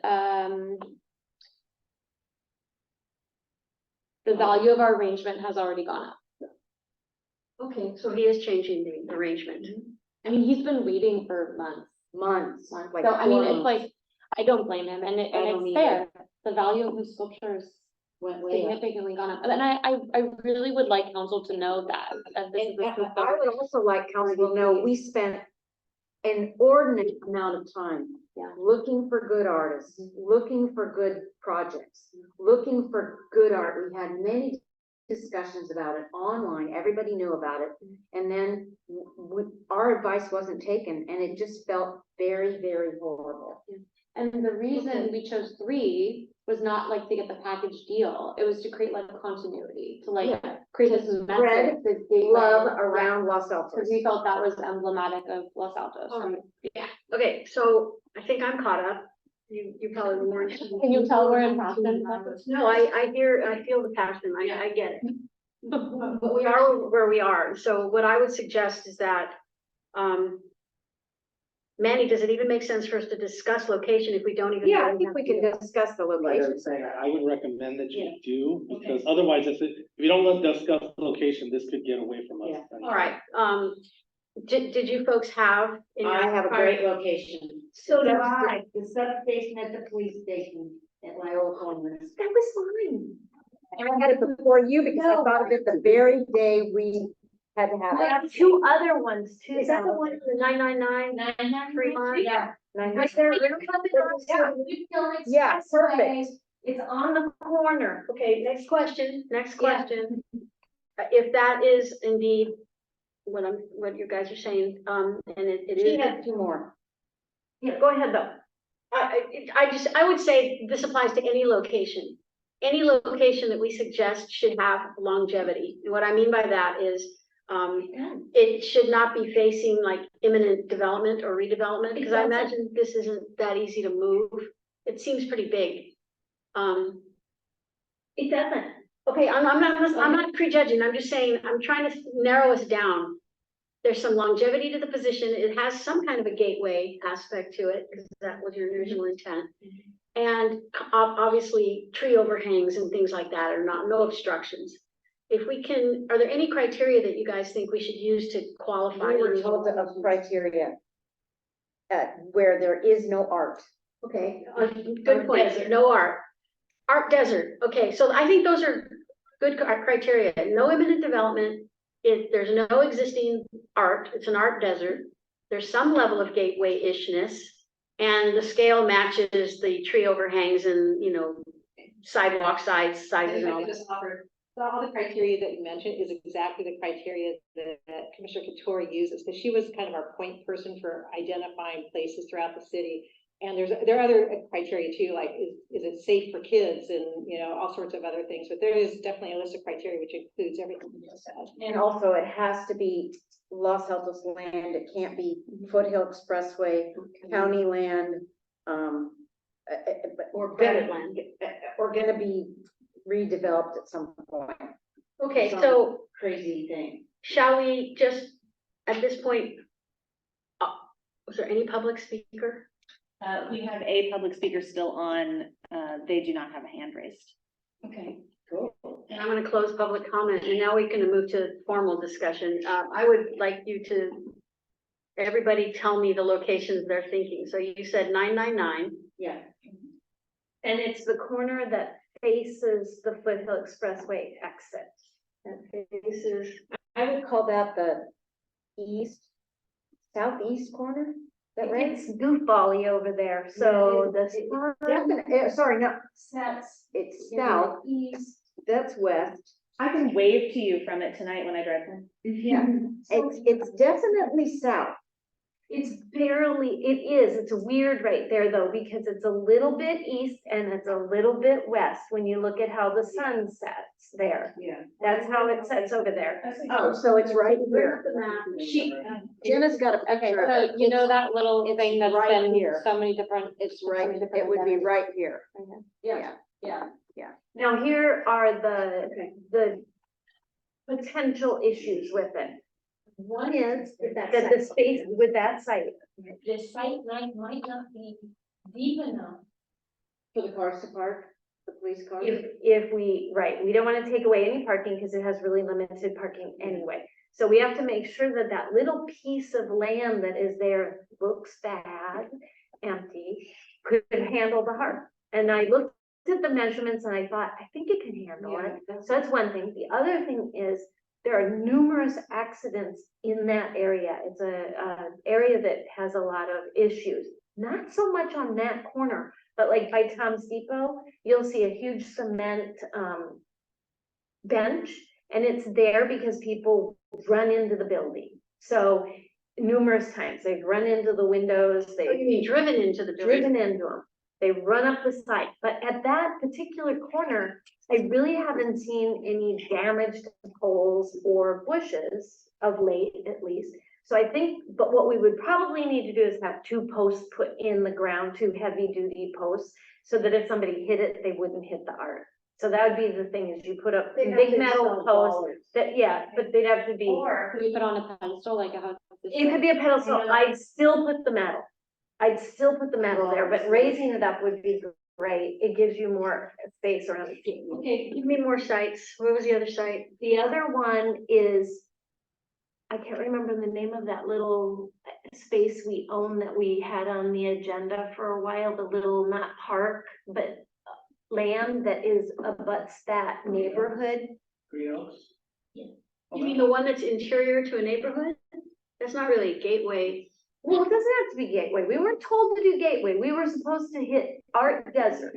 There's nothing down there. And that could be, This was a gateway project. this was when you started. I know but you- City Council did not say it needed to The be only Gateway. people that'll see that is the Green Oaks people. It's really, It's really a highly walked area, and if we turn that into a passive park, a piece of artwork would be nice there, like we do on near Monty. Green Oaks and Bendigo. I never go there. Right where Young lives. That's where Young lives. Interesting. Yeah. Does he have a vested interest in? I don't think so. Talk to him about it. Anyway, that's another idea. That was just one other idea I had. Okay. Yeah. And Okay. I think most of the parks have something. I have a third space, but I can't remember right now, sorry. But those were the 2 that were most like, hey, we could put it there. The other thing about 999 is we do own it. And it is supposed to be a plaza, and I have gotten it from, full disclosure, I did speak with our city manager a while ago about this, because I was pretty upset that it was going to be a police substation, because as a resident of that area, I'm not too close to it, and I recuse myself from this, but as a resident of that area, it's supposed to be a plaza. So it could be a really cool future art plaza or something like that. So I think it has a lot of potential. okay, there's another piece of city land that is along, I believe it's Grant. It's a little plot that's got a bunch of trees on it, right on Grant. There's already a big sculpture on Grand Prairie. There's already. There's already a a spot pretty much. there. It's already Across the street. So there's 2, there are 2 empty corners, and I thought of that too, but it's not an art desert. That's not a desert. The cool part would be red and red. It'd be a nice balance. School banners and that. Yes, yeah, you do, Yeah. exactly. So if this is the one I'm talking about, Yeah, you're saying there's yeah. art over here? Yeah. Mhm. Yeah, it's a big red sculpture that's over there. Yep. I mean, I did think that, I thought it'd be cool, red and red and, you know, balance of art, and it would be kind of cool. Let's see, I don't think we should dismiss it, but it's not an art desert. Any other art deserts? It's very modern looking, and it's kind of bulky. How else can I explain it? You've probably seen it a bazillion times. Oh, I know, where's the brochure? Yeah. Oh, there you go. Here, it's the, I have it right here, it's this one. Well, can't see that. No, I'm gonna zoom out. Oh, It's this one. that's, which is very modern, and we go Yeah. with the modern red heart. It goes with it.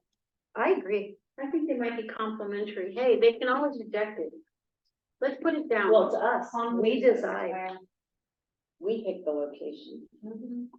That doesn't. So I would say the corner of Grant and Fremont on the northeast side. Where the signs are, Yeah, where the posters are, where the Oh. banners. Where the No, it is. Where the banners are? It's on the east side. Okay. It's already on the east side, so it would be on the southwest side.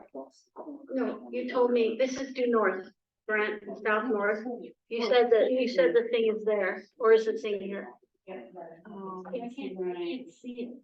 Bright Oaks, okay, wait, go back, sorry. So it's here. Yeah, there it is Oh, right there there. it is. Okay, so Yeah. what we were talking is We're down going here. Yeah, yeah.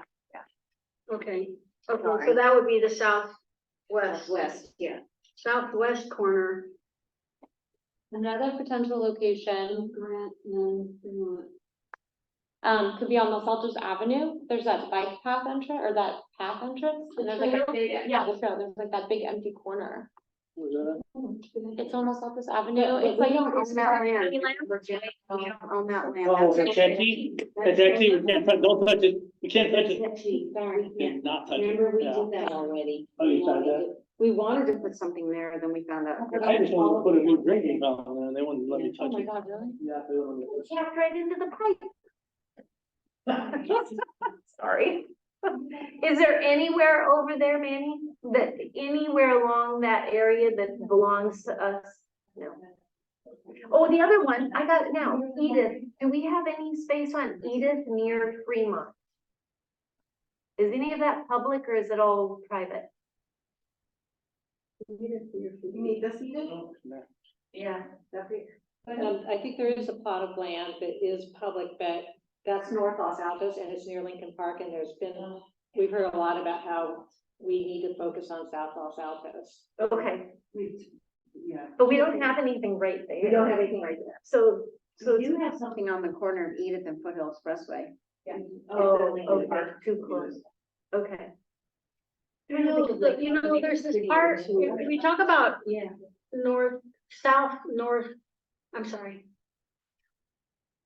Northern Los Altos, I know that everybody thinks of North Los Altos as along San Antonio corridor towards El Camino. But there's this wing of Los Altos that is all lonely out, it's called Mountain View Avenue. Yeah. Oh, That's where we were talking. Vista Grande, Ramondo, and Can't remember the other one. And, you know, those people get ignored all the time. Well, we just put brand new art at the corner of, Springer and El Monte, which is pretty close to that. Yeah, that's the little triangle. Yeah, uh-huh. Yeah, I'm talking down by, where is it?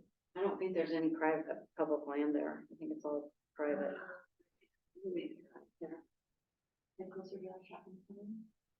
It's down where the McKelvey ballpark is. That's the border between Los That's Altos. Mountain View. Mountain View Avenue, yeah, that's Mountain View, but just over Mountain View. Basically, the houses that live along Mountain View, right here, those are Los Altos. Yeah, but there's no Los Altos. So there's no public land here, like not even right there in that triangle. All houses. And I think the thought is kind of to find like a really highly exposed trafficked area. Is there anything downtown? I know it feels like there's a lot of art downtown, but are there any places that are appropriate for this? like on San Antonio, maybe not downtown, but towards that other end of San Antonio, towards, El Camino. The problem is that mid-strip is not owned by Los Altos. Oh. And they're gonna redo that whole section, remember? With housing. Okay. What about the 333 distal areas got years away from being developed? Because it'd be cool to put a piece of art there. What about the Meridian, so I live in South Los Altos, so I can be the representative to champion for it. On, near Foothill Crossings, you know, there's that huge, like, Meridian. I can pull it up. What's my political cost? It's where like the Trader Joe's is, it's on. Oh, way down Yeah. You know what else? There's also by Lucky, there are these planter boxes. I know, I tried to champion that corner and it got shut down, I forgot why. It's Arboretum and That got Grant, shut but down. it's not the The other other side. side of the street. We were told there And were all two I get is complaints. council members that said that was, a traffic problem. Too much accidents there. Where? Arboretum and Lucky. Grant. Yeah, Arboretum Grant, Foothill Express. Honestly, that, I don't disagree, that is factor, that is a really, people People are turning and, yeah, that's fair. That's fair, especially in the morning. But what about that corner on Grant across from Lucky? That has the planter boxes in it now. It'd be a really visible area. There's Lucky. Where? Where's Lucky? That's Lucky right there. Where's Grant Road is right here. Okay. Where's Foothill Foothill Expressway is right parallel to Grant. Remember, here's where Grant and parallel. Oh, right, okay, so this is what you call the front, so when you turn, when a car turns towards Lucky, it's right on the corner on the right-hand side. Okay, So that's a good, that would be a good that spot. place faces redevelopment. Yeah, but that, not on that corner, and it would be great to have a piece of artwork where they redevelop. I agree. They develop that place, they're gonna Rip and tear. Wait, you guys, it's across the street. It doesn't have anything to do with Lucky. I mean, it's on Meridian between Foothill and Grant. Yeah. Yeah, it's a Maybe, big let's put it spot. on the list, but we're gonna have to have maybe staff look at it. Okay, Yeah. thank you. That one right there. And then I didn't here- care about the plant. We just planted some plants in there, but it kind of. Yes. Grant, so what do you call that, Manny? Arboretum and, Grant, really. Arboretum and Grant. We can't get on the outside of that because that's county. So I would have to, Is that like an island of planting space? it's an island and, several years ago, one of my park supervisors said, hey, let's put these self-watering pots in there. And they're fine, it's just, they're not really self-watering. We have to replace the plants every year. It does look nice when you replace them. We just did it the other day. Yeah, looks it looks good. nice right now, yeah. It looks great right now. Maybe you'll see down in the middle of the night and water them. Do you guys need someone to water them? During the day, I'll just do it, okay. do that all the time. Well, I wanna, I wanna go back to the Foothill Crossings idea, I didn't capture it. I think Terry brought up a good point, it might be county property because it's a Meridian. What is? It would- Where is that? So when you're coming, say you get off And that's 85. that intersection, man, everybody's always honking their Yeah. horns and trying to go around each other. And It's Homestead and Foothill. Right. It's when you turn. There's a huge wide meridian, yeah, there's a big meridian. but- They just planted it. This meridian? Yeah, They just landscaped it. Yeah, I watched them landscape it, Pretty far.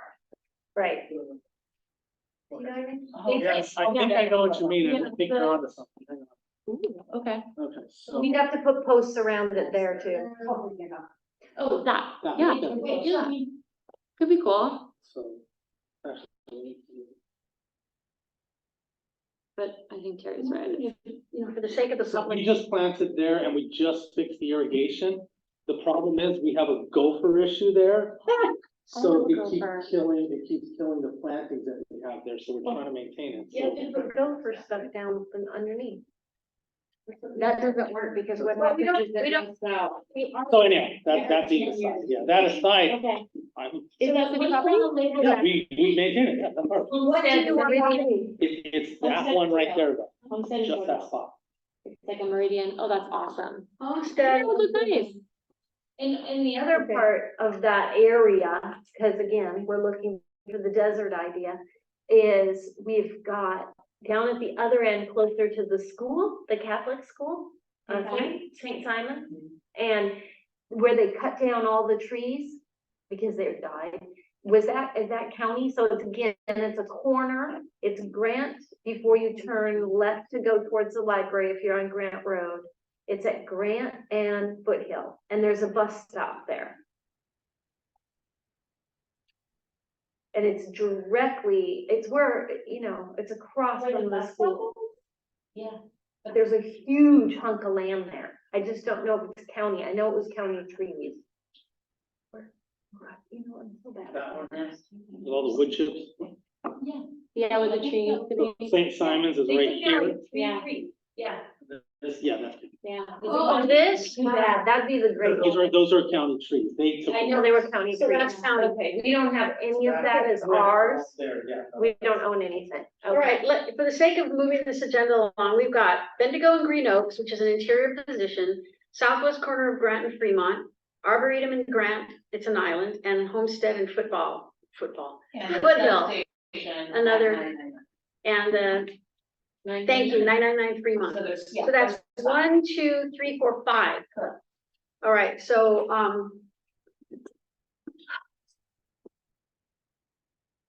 do we want to make a vote that we would like, I mean, I would like to suggest that we had the discussion and create a list of 5, and that we ask staff to render an opinion on the viability of each of these sites, given your familiarity. If you, on the other hand, want us to go look at something, we're glad to do that. But if you think it'd be easier for your staff to go take a look at these 5 spots.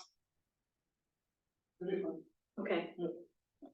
Everybody agree with that? I don't think we need a vote for that. It's just. No, you have 5 spots, we'll have the viability. I think to help this process, because I don't want to wait any longer. I don't know where the price is gonna go. Yeah. So with that, we can bring this back to the next meeting. And then if the commission would like to prioritize those, I can get a report and send it to council right away, once I verify the price.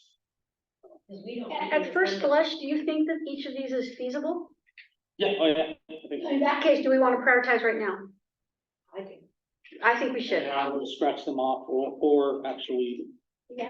You Okay, can tell us, we could rank them, and then you could come back and say, these work, these don't, and then we can go based on rank. Does that work? Yes. But we may have 2 other commissioners at the next meeting, but they'll abide by, I think, our ranking, and then they can vote.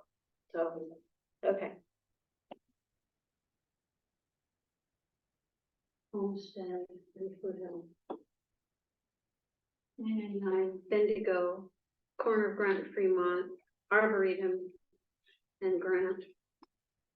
Okay, anybody want to throw out a ranking? I'd say for number 1999. Okay. Yeah. Everybody agree with that? No, okay.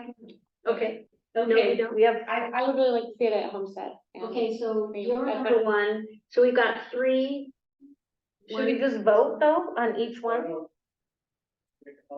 let me just all write it down. You want to do a ballot? Yeah. And just I think rank them I'm fine and with we'll that way. reverse points and then the points. That's cool. That's points win. Okay. Do you First just want to place take gets- our votes? It's faster than us writing it down.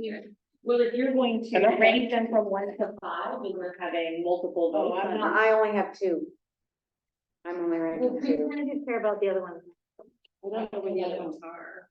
Okay, so. I think I'm gonna give you comment cards and you rank them by 1 through 5, and then Fine, your I'll- I'll 5 do- is gonna get 5 points, and your other ones that don't have 0 or don't have any will get no points. Okay. So we each have 5 points and we can allocate them as we wish. Okay. You can change it. Let's remember that this has to do with people down here. Yeah. You know, work there and not work there. Yeah, and that's They have to measure. Teresa raises a good point. If you put all your votes on one spot and it turns out that Manny finds a problem, you've just lost your vote. So, okay. That's why, I mean, yeah, if that's, you can do it both ways. If not, I can take these 5 back and then narrow it down if I have to. No, I don't want to take time. I'm worried about time at this point. But we have to discuss, don't we, the cost, because are we gonna say, yeah, we wanna spend 100,000 on it, or are we gonna, okay, Okay, we need to figure that out. Get a price and I'll ask. I'm sure it's not 100,000, but it's gonna be more than 25. I mean, Yeah. Well, he's saying that, so when he says 50,000, we'll go, oh, okay. I absolutely, that, yeah, I think so. I had. I looked at that. I want 4 things for this one. Or can we find our points? Well, if you're going in order from 1 to We'll 5. just go 1 to 5 and we'll just go 5.4. Yep, got it. Okay, I'll take it. We'll just pass it down. I didn't see it, sorry. Does that make sense, Stacy? It does. Wait, I forgot where one is. Arboretum and Grant. That's the one I was talking about. But across from Lucky. Yeah, Yes. the Lucky, Thank you, sorry. the Lucky Island. And the Homestead Foothill is the middle of the road, the Crossroads Island. Because all the roads are. Go around. Gopher Island.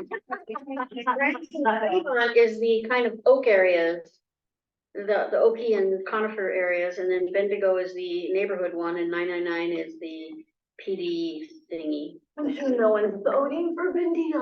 Yeah. Do you want our names on them? We don't need it. Yeah. Well, because I wanted to make sure I knew where. Okay, let me know what I win. Okay, let me draw it out of my hat.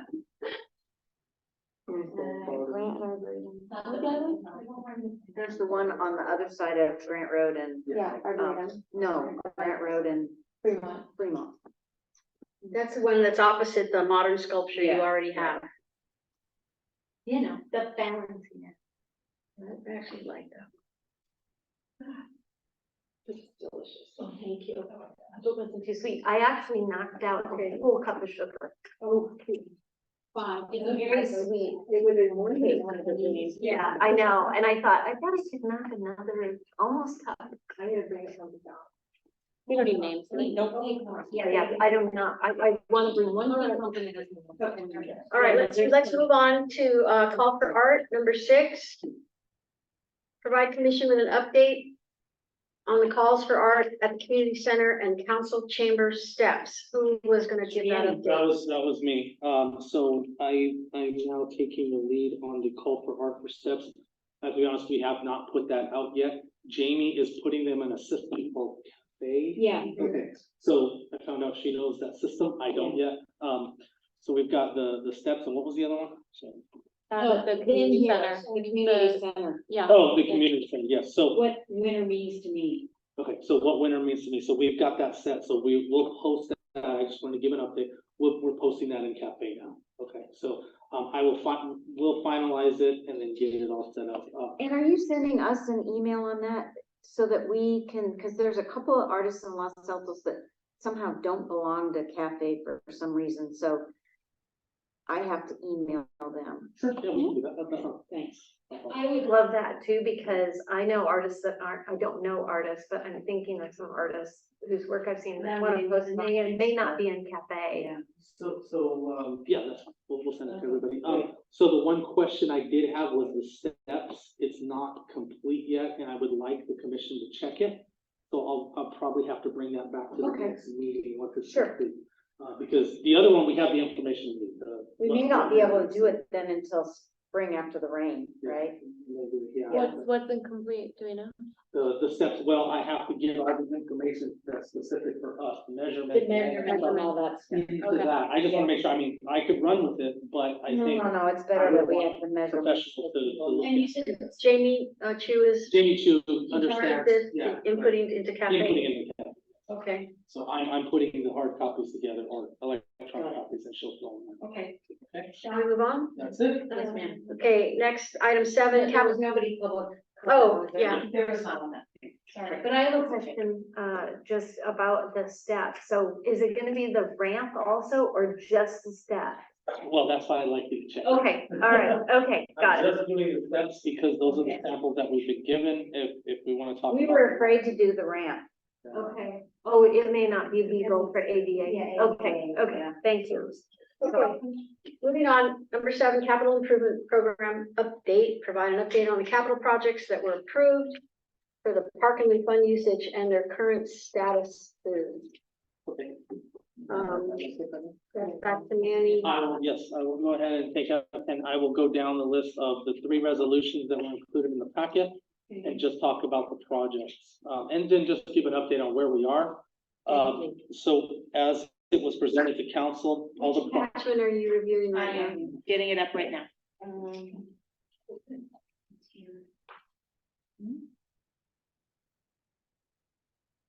Item number 7.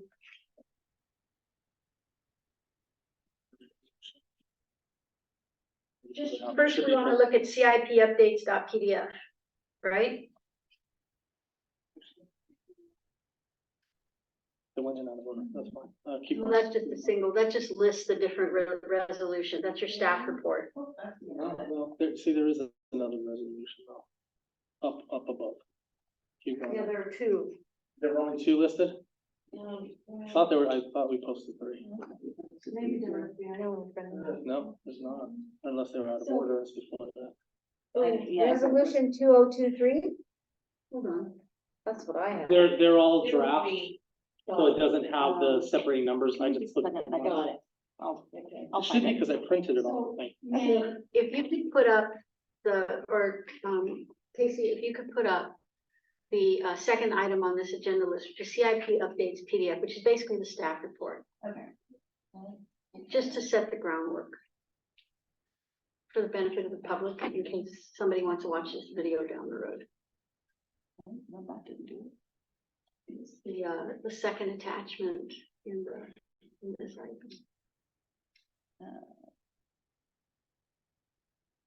There you go.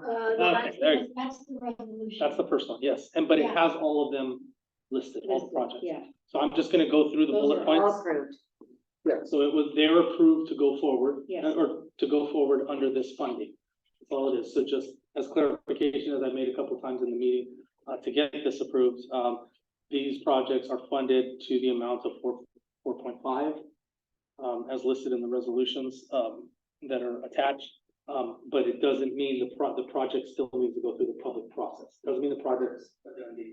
Got it. So, just to I make get sure. it. May we ask questions at this time? Sure. So this list, I don't know, 12, 11 items, right? I know that when staff created the prioritization of all of our capital improvement projects and laid them out, near, urgent, not so urgent, out later. Does this list encompass every single item that was considered on this year? Or was there anything pushed out There or are, anything pulled in?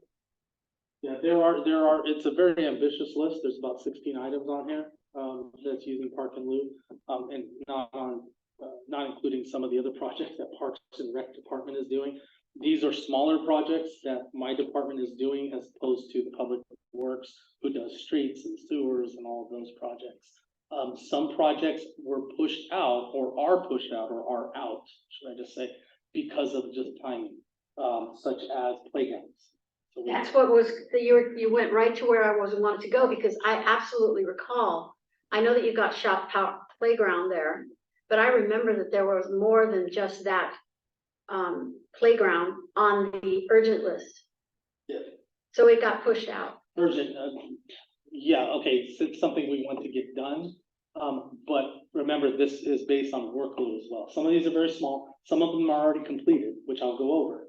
But some of a lot of it's based on workload, so it's not something that we can actually plan and do and properly bring to the commission, bring to council and everything, all of them at the same time. So we are planning them to go at different times. And I think I've explained before, the replacement is easier to do it at that time too, because of the funding that comes in through Park and Lou as well.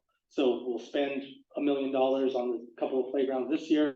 We'll spend $1 million next year. So it's not $5 million to get everything done because playgrounds fail at the same time. I understand that. My question, and I think that's acceptable and reasonable. My question is, who decided that the Shout Park playground is the one that needs to be replaced, given that age-wise, wasn't it Grant? Grant. That was the eldest and the most rusted? Yeah. So that's my question. Okay, sure. We felt that that one is being more heavily used in Shout Park, but there's another component to it. It has space, and we'll have this discussion later, but I'll go ahead and reveal it now. It is space, and I'm in discussion with Magical Bridges right now. And so we may be putting in one of these at Shout Park because it has the space available to do this. And so I'm in discussion with them on this playground going in at Shout Park. I'm not, the public understands, not something that's a done deal yet, but I am working with them, and this is the aspiration for that park. So that's something that we'll talk about, which is, I don't know how to say it, but accessible. Yes, so if that's the case, so then that leads to my next question. If that's the case, that's good to know. But if it is the case, will this commission get to weigh in on that solution? Because I'm sure you have options and, not to take away from your expertise, obviously, it's just a matter of public input, and being able to weigh in. We are the mechanism by which the public will weigh in. Are we going to have the opportunity to take public input? Or does that happen later as after the decision is made and now we put the public in the position of just criticizing it? You know what I'm saying? I'm trying to be more proactive with the public rather than reactive with the public. Yeah, I would say that I'll go back to my original opening to this, is it still has to go through the public process. This commission is part of that process. Does that answer your question? Because it will come back, because once I talk to them more and really bring in some landscape architects on the playground that's gonna go into Shout Park, the fitness equipment that's gonna go into this facility, we're gonna bring this back, and those comments will come from this commission, and that gives the public an opportunity. Would that be in the form of maybe a presentation by this company to educate us on the inclusivity and accessibility of Sure they would this want to, solution? yeah. Sure they would want to. Because the more you educate us, the more we are able to position it well to the public, right? Rather than position it as, I don't know anything about it. Well, I guess we'll learn later together. It would be better if we helped you position it to the public as a really good expense. Yes, but remember, this commission works in the public setting, so when it does come, we will be presenting it to the public at the same time. So I think you're asking that the commission look at it first, and then the public, it's all the same process. No, I hear what you're saying. I'm just saying that sometimes education can come before decision making. Does that make sense? Yeah, but once again, this is not, this being the advisory commission. Right. We will take the advisement of the public. Okay. Right, so with that, the annual pathway rehabilitation, just to give you a brief description on that project. I need to work with Public Works on that because that involves the asphalt pathways, some of the pathways being DG, but asphalt pathways through our parks. So there's a finite amount of $550,000. There's gonna be a certain amount of pathway that we can do. So we'll have to select that. That process has not started yet. I need to work with Public Works. They're pretty booked up on the streets right now, so. Do you know which parks will be impacted by that? No, that's what I have to talk to them about, to see what we have funded. The Emergency Operations Center, generator, this was just a portion of that project. The 600,000 will help fund the upgraded generator that's going to, basically power this facility as an emergency operations center. The advantage being this facility is powered as a backup generator, even when there's just power outages. So we see an advantage to that project being when there's the big wind storm that we had this last winter and stuff like that, when the power went out, this will now be powered by a backup generator. So, question to play devil's advocate, why is this coming out of Park and Lou instead of the public safety budget? That was, that portion is powering this parks facility. That's why. It's just a portion of it. The entire project is much greater than that. Much greater than that? Than that amount, yeah. That amount is only the generator Is itself. that greater amount coming from public Yes. safety? Yeah, well, it's coming from I believe, the general fund and public, something like that. All right, I just want to make sure it's not all coming just out of parks. No, it's not. All right, thank That's you. just a small portion of it. Excellent, thank you. Designated picnic areas, actually, we're currently working on that. I have one of my recreation supervisors, Mary Jo, that's looking into the options. The designated picnic area is Heritage Oaks. So currently, right now, the city has 2 reservable picnic areas. One of them being a small one at Grant Park, not 65 feet. The other one being, the Patriot Corner in Shout Park. So that's it. We are hoping to put some, new tables and chairs and things in Heritage Oaks and make it available for another small picnic area. So we think we're upgrading that. Reservable, right? Reservable, exactly. Yeah, that's the reason. Can I ask a question on that? Was there impetus for that? I mean, because that park gets a ton of use and on Saturdays and Sundays, it's crazy busy there. And, Sundays, it's often packed. That was pushed forward by staff because of the response that we're getting is, hey, we want to reserve Patriot Corner, not available. Oh, we want to reserve Grant Park. Okay. not available. So that was the reason. And then Yeah, I agree with that. while talking about it, I'm voting for more garbage cans there. Yes, Because overflowing, that, That's being on the weekend. that's a large expense of this money. Okay. We're gonna get garbage cans. okay, Park drainage and drinking fountain replacement, 180,000, though that project has not been started. I'm gonna bring back to the commission exactly what the plan is and we can look at it at that That point. Lincoln Park? That's most of the parks, including Lincoln Park, and I'm glad you brought that up, Chair, because, Rotary is interested in adding a drinking fountain from scratch to Lincoln Park. So they're gonna help fund that. I recuse myself from any discussion of Rotary. Hillview Dog Park construction, that's the first portion. I am, to give you an update on that, I am actually currently working with, Verde Design. I'll go ahead and give you one of my updates from at the end of the meeting, is the first public meeting for that, I'll say it again later, is October 26th, so that's next Thursday. So we're just starting to advertise that now, we finalized all the publicity for it, and it's starting to go out on social media, so that's where we are with that step. Where is that gonna be? It's gonna be right in this room, This room. right here, on Thursday night.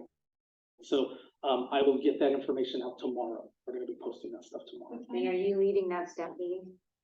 No, it's gonna be Verde that, Oh, it's got it. really just an input, Got it. process. It's the first step of, give us your input, this is the plan, this is what's funded. What time? I Sorry. believe it's 6:30. I'll have that for you when I give it. Okay.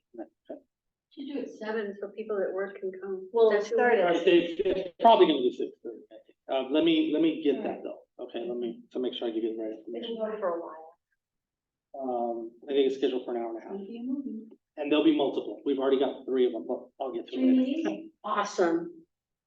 Shout Park Playground, we're gonna start that in November, and like I was saying, I'm working with Magical Bridges to start getting some renditions for that playground. Same thing with the Hillview Park fitness equipment.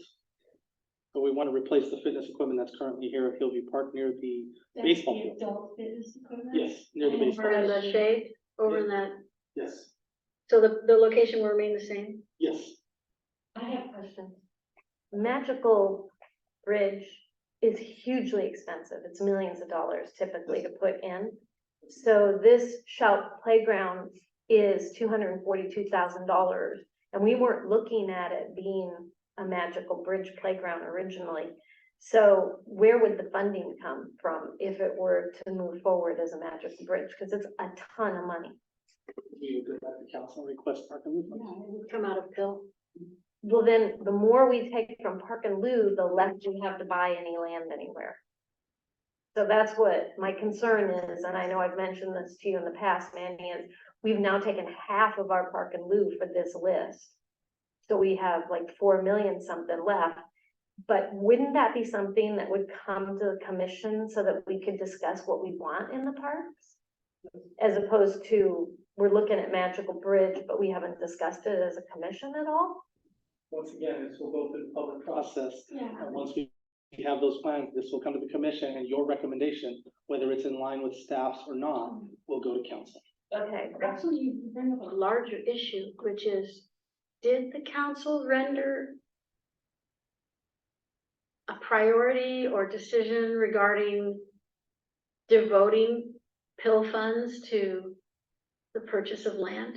Did that ever come up? It's been our priority. It's been on there, but I don't think, being that there's nothing on the horizon right now, if something came up, that's something that we would take directly to them, rather than through the regular timelines. But that's still top of the parks plan. Priority in the parks plan. It is a priority in Parks Plan. I just want to know if it was a priority in the work plan of the councils for 2020. That it's been a priority and where half of our money's going. So it's a concern of Well, ours. I mean, I'd like us it's to get true more that parks. an acre of land in Los Altos is still going for $10 million. This is true. Yeah. So if we want to buy an acre of land, we're gonna have to fess up the $10 million. Unless somebody bequeaths it to us, Anyway, like Shop. those are my concerns. Okay, the garden house upgrades, that's, I think I've explained this one before here, is it's just gonna be paint, flooring, in the main room of the garden house to make improvements there, as well as working with Rotary to do some upgrades to help with the airflow in that facility, as well as the kitchen.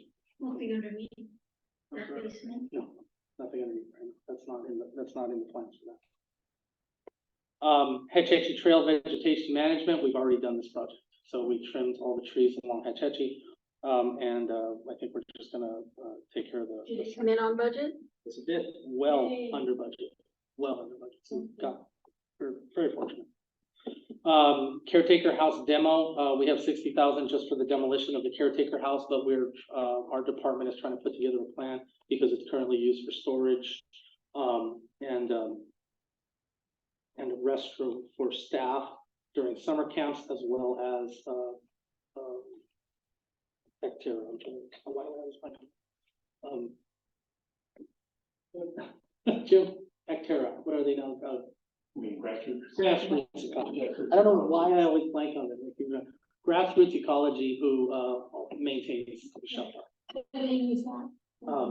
Yeah, I'm sorry, not shelter. Redwood Grove. They use that for some of their storage of their. So, Okay, so this is not necessarily gonna happen, or are you saying that? No, it's gonna happen. We need a larger plan though of maintaining those facilities that they have there before we demo this. So that hasn't started. That's all. That's a long story to say it hasn't started yet.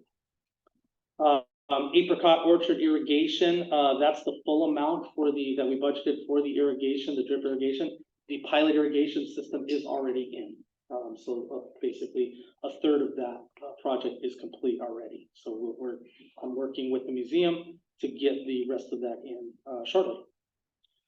Community center laundry hookup, so we can clean the linens that we use here for rentals. That has not started yet. And what is that laundry? it's basically just putting in a laundry hookup so we No, can. where is it? Well, we plan on it being near the shower facility that's here. Got it. The community center, community garden, we are proposing that we have a community garden on the backside of the open space here at the community center.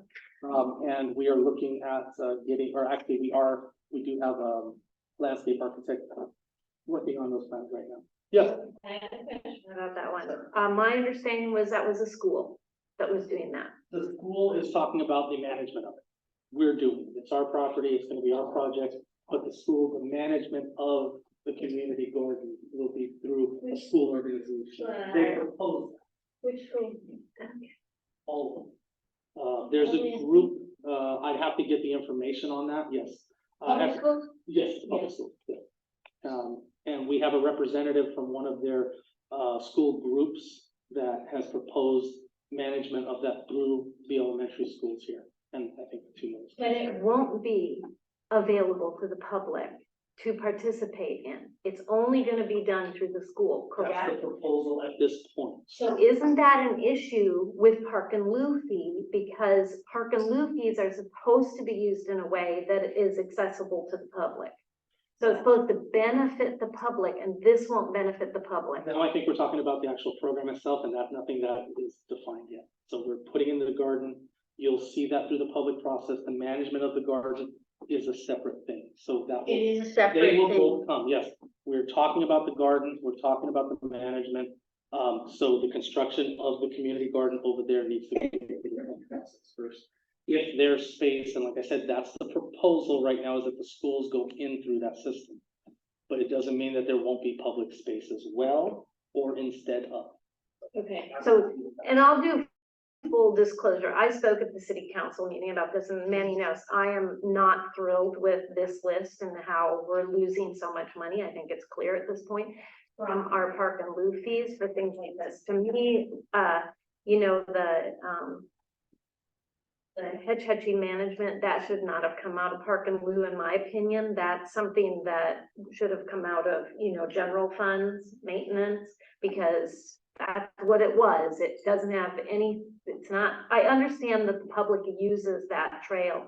I'm just saying, I know I'm going to discussion. I'm just like, Good discussion. I'll stop right now. I'll stop. But from a Also- clarification standpoint, I do have a question. Can you clarify for me, regardless of who manages it, can you scope a community garden for me? What is the purpose of it? Well, What does it do?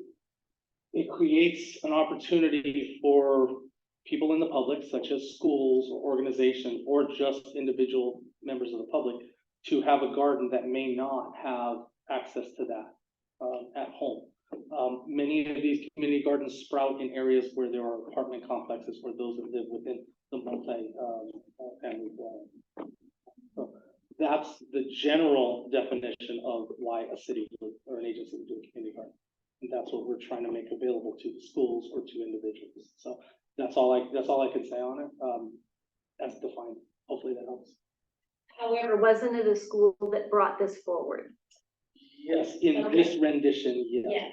Okay, So, that's what I want to clarify. so I wanted to clarify that because what you just said aligns with my knowledge, with community gardens, is that they're there to serve people that otherwise do not have access to land to cultivate, you know, to grow, whether it's ornamentals or food product.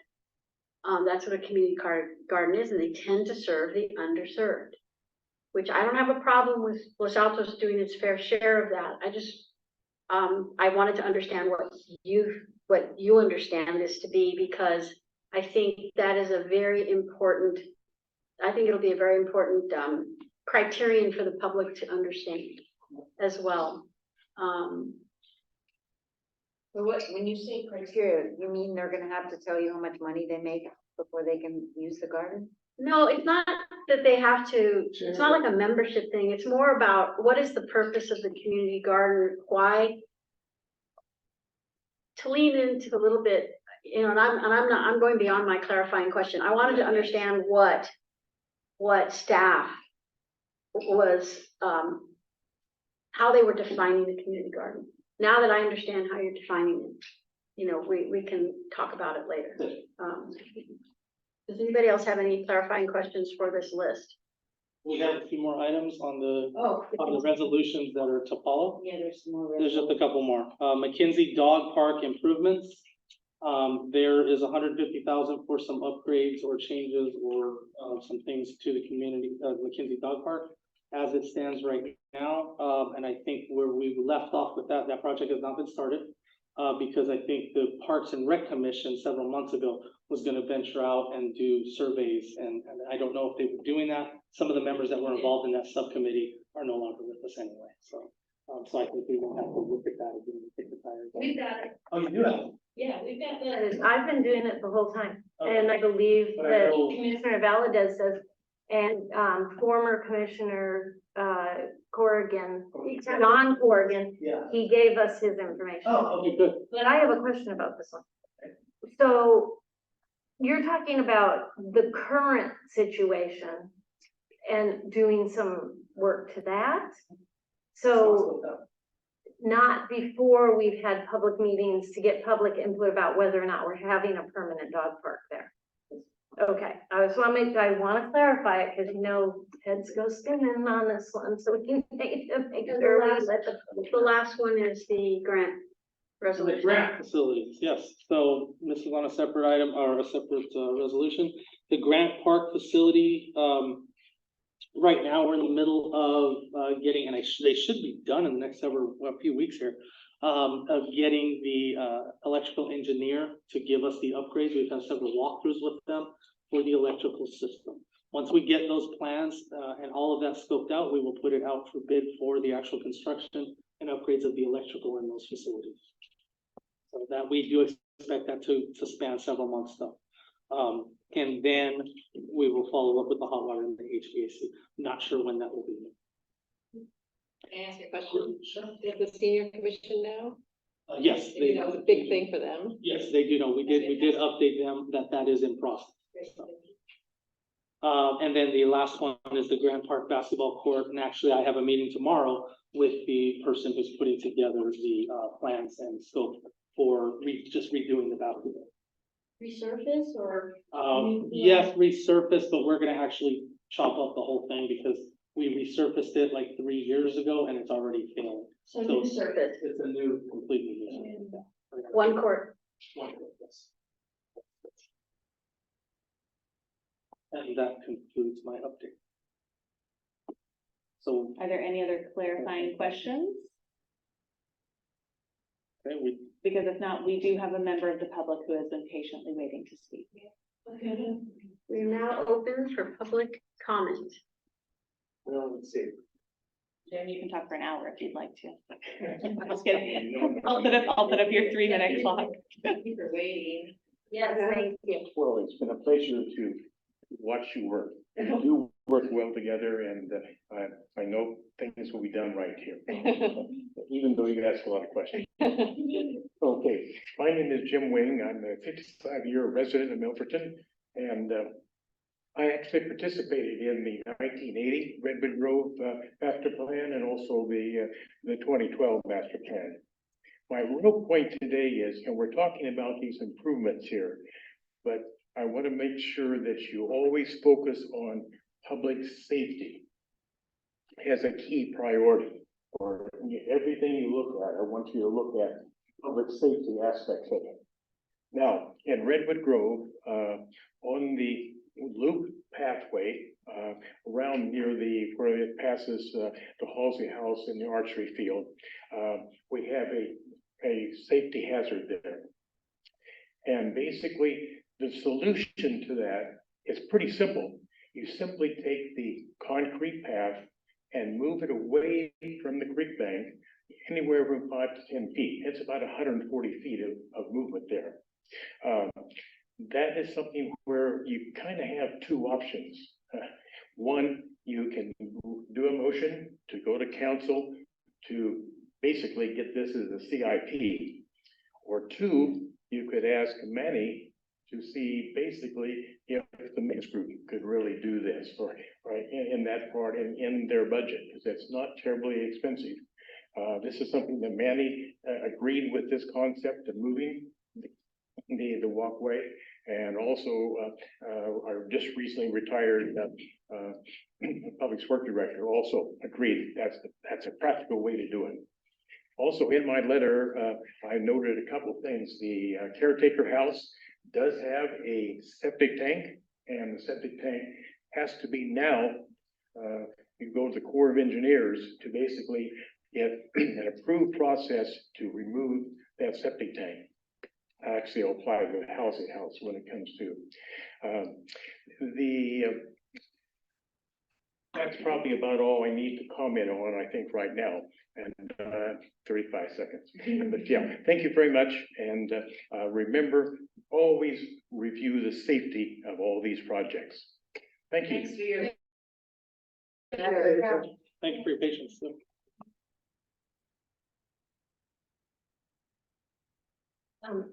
I do have clarifying questions. I forgot about that.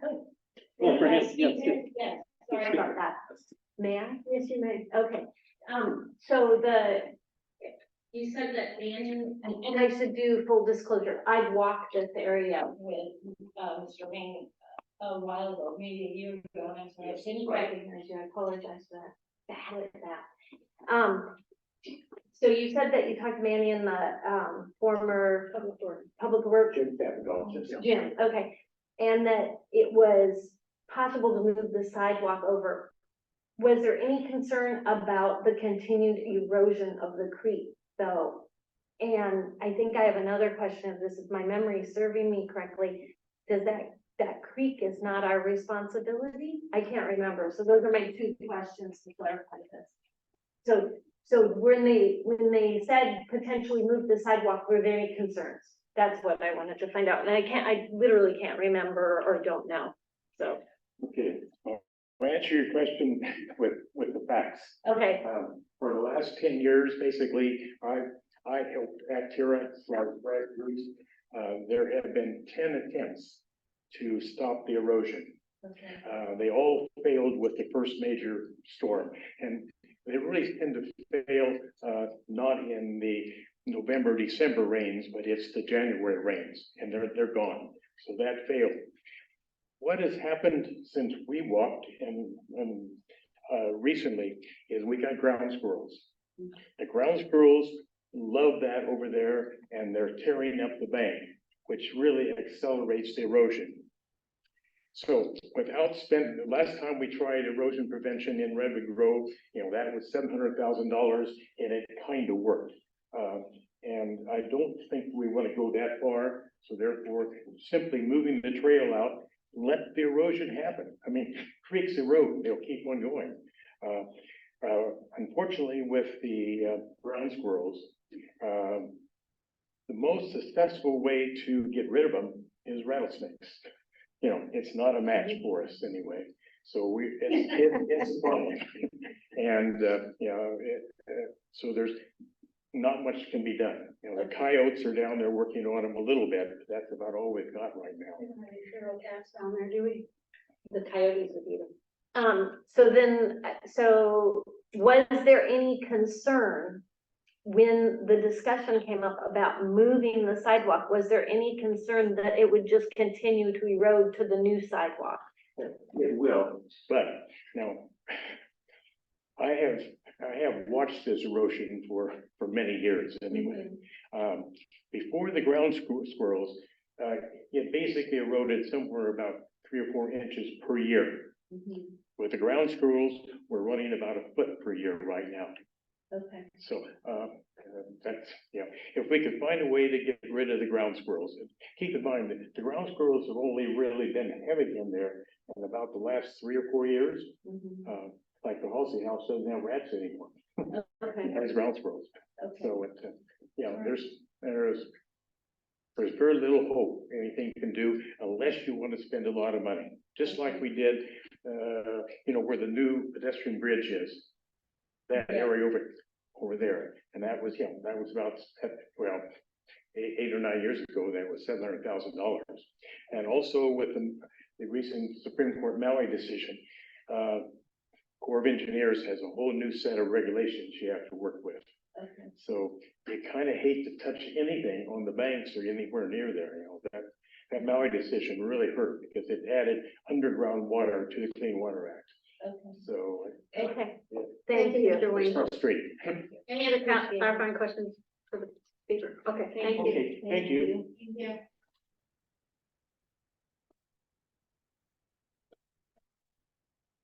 I have a question for you, Director Hernandez.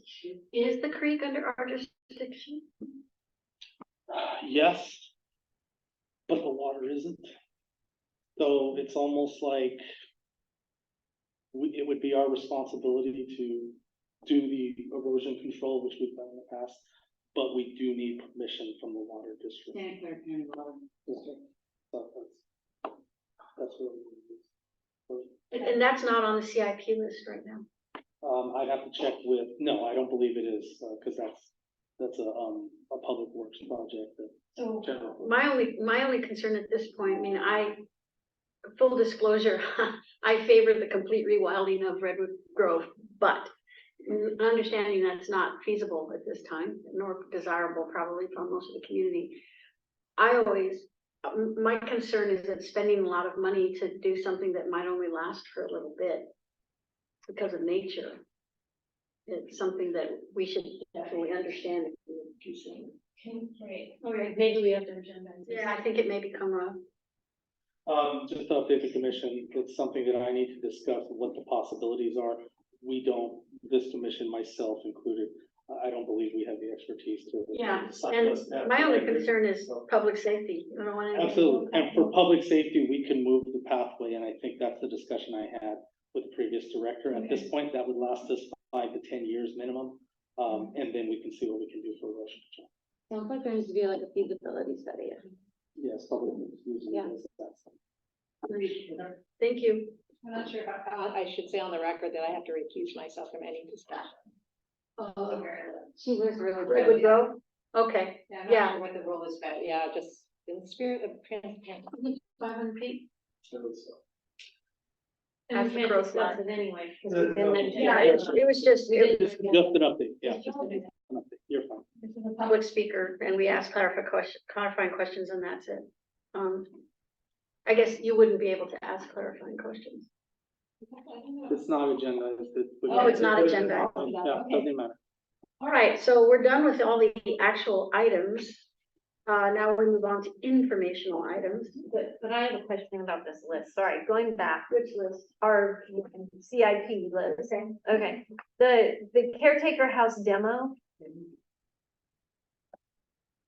How much public notification has there been regarding this? Because I think people are gonna be shocked when they find out that that is being taken down.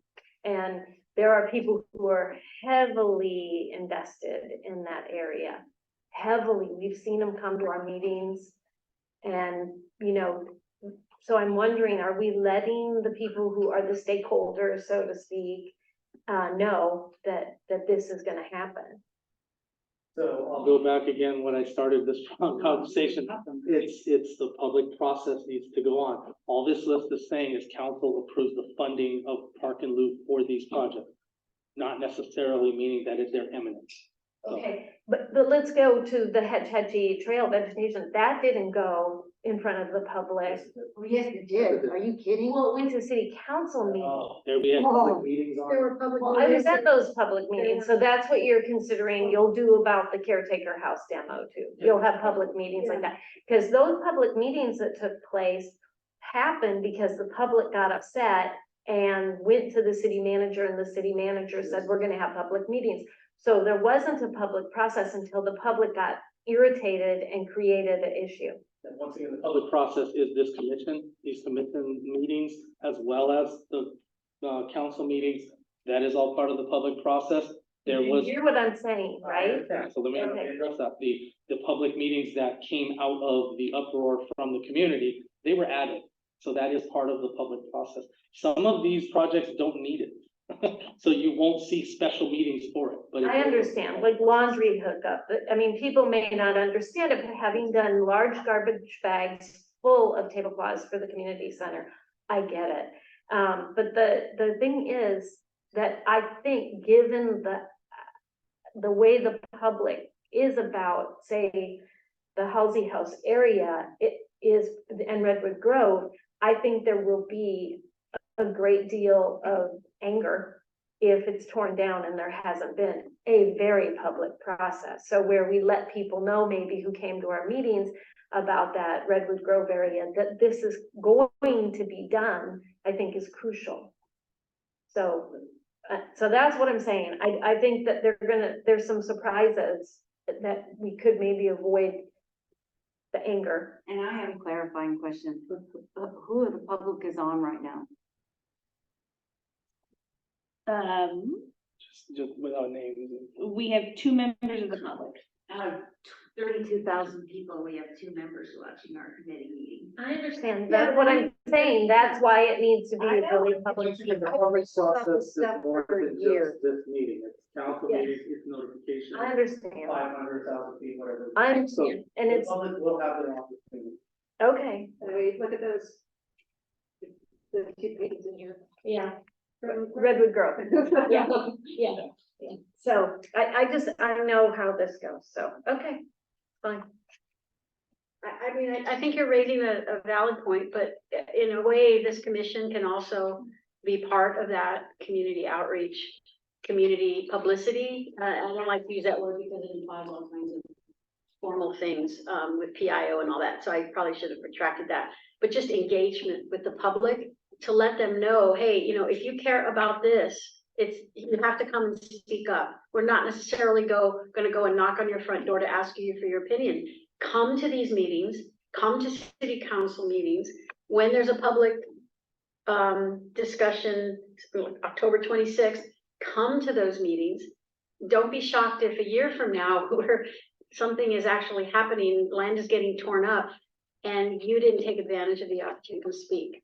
I mean, we're going through that right now, off topic, with another major aspect of our city. And it is, you know, we can never publicize enough. That's the point you're making. I think that's a valid point.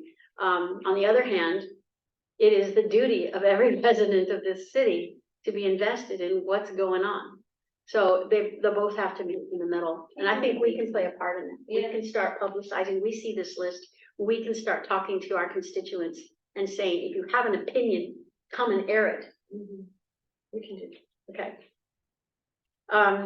Shall we move on from 7? Yes. All right, moving on to informational items. Sorry, one more thing. The October 26th dog park discussion, the meeting that's coming up. Will you be reaching out to the email list that was created? Okay, great. I just want to make sure. Okay, thank you. And now we are moving on to 8 with no return. Art installation updates, magnify butterflies in the park and labels for unlabeled public art. Okay, yeah, the update on that is Magnify and Butterflies. I don't have an update. I was working with previous co-chair on what we needed for updates. Arts Commission, do you remember? Yeah. So the unlabeled public, each piece of public art is supposed to have like a little plaque. Okay, Yeah. we have this. Okay, so that, I wasn't sure about Magnify or Butterflies in the Park, but the unlabeled art, we have clarified that. We have the plaques. And now I had John, who used to be the liaison. He has identified all them, so my staff is running around putting them up as of last week. He just has the list that he identified. Yeah, but actually butterflies in the park is different. That is the piece of art that's 2-dimensional. Okay, that's what I wasn't sure about. That's supposed to go on a wall? Yeah, no, but that one left off on that. Oh. It goes Yeah. that one- Yeah. So, Oh, Lacey, that's right, yeah. okay, now I remember what Yeah. that was. So we need to wait and see the way that Lacey upgrades are gonna affect that. Because remember, that was supposed to go up on Lacey, but right now, that's one of our projects in Public Works is to upgrade the, turn those into office. Butterflies or magnifying? That's what the process. It's a 2-dimensional piece that hangs on a wall. So in the interest of not keeping the artist just like, you know, in limbo, should we pick a new location or just, I would probably recommend that we agendize it. okay, Agendize it Yeah. for next. Agendize it to see Okay. what we can do. okay. Because what if it goes to the Smithsonian? Well, Oh, sister, then we can't afford then it. we're missing out on another thing. Okay. And the other one, or Magnify. What is it? Magnify is a 3-piece. Yeah, and it's supposed to go at And it's Grant supposed Park. to go at Grant Park. Yep, The on the Newcastle Newcastle entrance. The Newcastle. I can't remember, Manny, you guys came out to meet me there. I don't remember the guys. Great thing. No, it was No, not. we did, no, we did. Your guys. On? I don't remember who it was. Yeah, One of you nice man, I don't. really nice. So it's the entrance of, So does everybody know where that is? Uh, The neighborhood entrance of Grand Park, Newcastle. So there's like a long strip along the fence and it's just barren. And it's on perfect for the, as you 3. come in Newcastle, it's on the right side. There's a bunch of trees on the left. I can show you guys what it Oh, looks I remember that. Newcastle's over from like. No, the dogs are on Grant Park Lane. Okay, so Newcastle is that way from there. Yeah. If your backside was at the dog, it would be you'd be going. House that has that big Yeah. sliding gate. Yes, Yes. exactly. Yeah. We know that. More prominent than. So that was just was that an install? That was an install? Well, I mean, so South Hills, we made it I know. Highly traffic park. So it's a triptych of artwork? What? It's a triptych? Yeah, I think it's called that. It's a 3-piece, I mean, they're varying levels. Okay. And yeah, it's 3-piece. And it sort of looks like, it almost looks like a lollipop. I don't know how else to describe it, right? It's like on a pole and then it's like a bright colored, It's almost like definitely spherical. avant-garde lollipop. It's fun. It's very very fun. whimsical, Yeah. perfect for. Where are we fun. with Yeah. that, though, that we haven't purchased it, is it? No, this isn't for purchase. This is a loan. A loan. Yeah, and I think we have to just lay the concrete pad. I think it's just a matter of preparing for it and making sure it's still available. Because again, these artists are, this is their livelihood, so we have to make sure that it's still available. Who makes it? Who makes sure it's available? Staff has always Artist, called, yeah. always done all that. Yeah. This whole process is. Yeah. I mean, we selected this back in like, I just, January, spring. So question, so the location proposed along the Newcastle entrance, soccer games do not pose a threat to No. structures? No, it's tucked away. It's like a, yeah, Okay, so I need to get information on the artist from Magnify, yes, please. okay, like I did with the heart. Yeah, Okay. and we should probably reach out, well, no, we're gonna decide first on the butterflies, right, before we. So I have a question about the butterflies. Hold on one second, I wanna make sure you're clear on what's gonna happen. I'm clear on Magnify, I can handle Magnify going forward, that's fine. And do our minutes record these? They don't record these actions, do they? Because are they action minutes? Official actions, because there's no vote on these. So you won't see it. in So they won't be in the minutes, but these are in notes I take for me and for Manny that we And it's know recorded. about, and it's recorded. So the action minutes only record what is voted upon. Correct. Not action items. So the action, according to the. So butterflies in the park, we just need Okay, to thank you very much. agendize again, and I'll bring back information on. Okay. And I guess but my question is, why do we have to agendize butterflies in the park? The building has 4 sides. And one side doesn't have any windows. Is that a possible, the part that's on the orchard? But I need to find out what's going on with that building. If we're painting the building or something like that, we need to have a timetable of when that goes in, because the Okay. project's not gonna be done well into some Okay. next summer. Okay, right. Okay, so so it sounds like you have to contact the artists also on this one. Yeah. maybe. Yeah. ultimately. You have to know all the details, like how you hang it, yeah, okay, okay. I think I have the information. Ready to bomb? Subcommittee reports? Do we have any subcommittees at this point? No. You haven't been able to do anything. We need to change that. Oh, and then just the labels, those are like the little plaques. Yeah, they're going. Yeah, We stopped those ours too, we haven't done anything. Yeah, we haven't done anything, except for, we talked about doing how we were gonna work the pop-up and outreach, so it sounds like how you guys did your outreach thing. So it sounds like that's not gonna be a subcommittee anymore, that's gonna be a full committee thing. Full commission thing? So what I can do is just give my staff oral report, that has some of these, topics on it. One is just, I want to report on the Mid-Autumn Festival that we had, Sunday. I don't know if anyone was in attendance and was able to see that, but it was a great event. I have to be honest. You're talking about the Moon Festival? Moon Oh my God, it was Oh, you were packed. I could not, I didn't recognize anybody Well, except I for got there Mayor. at 3:30, Okay. because I had to go show property in earlier, but it was packed. It was a great festival. Oh, Decorations. Hillview, the parking lot, the parking all the way up to the mailbox, packed. They were very well organized. Oh, they And I were. wanna work with them again. Oh, yeah, they were great. Just to show you how well organized they were, I was worried on that schedule of performances. It's like, they have to finish at 4:30. It looks like they're gonna go till 5. They finished at 4:33. They were scheduled impeccably. Well, And they cleaned up very well. Oh, yeah. They cleaned up, so I had janitors ready for worse than what they got. So they did a very good job. They're requesting that they do the Lunar New Year now in February here at this facility. So they've done my hope. I mean, they did a very good job. I hope the public who's listening or sees this recording knows that it was a great program. It was really good. I took a lot of Sorry, I missed it. She told me though, Cecilia told me that they had, that gentleman who was walking through with the thing, he's a professional photographer, okay. videographer, and he's got all kinds of footage, and her and I are gonna sit down, Okay, and we're gonna go through the footage. So, yeah, that was Sunday. Coming up this weekend, movie night. So it's on the 21st at Grant Park. I think everyone has probably seen the publicity for that we put out, so, Hopefully we see you. We're starting setup at what, like 4:35, something like that.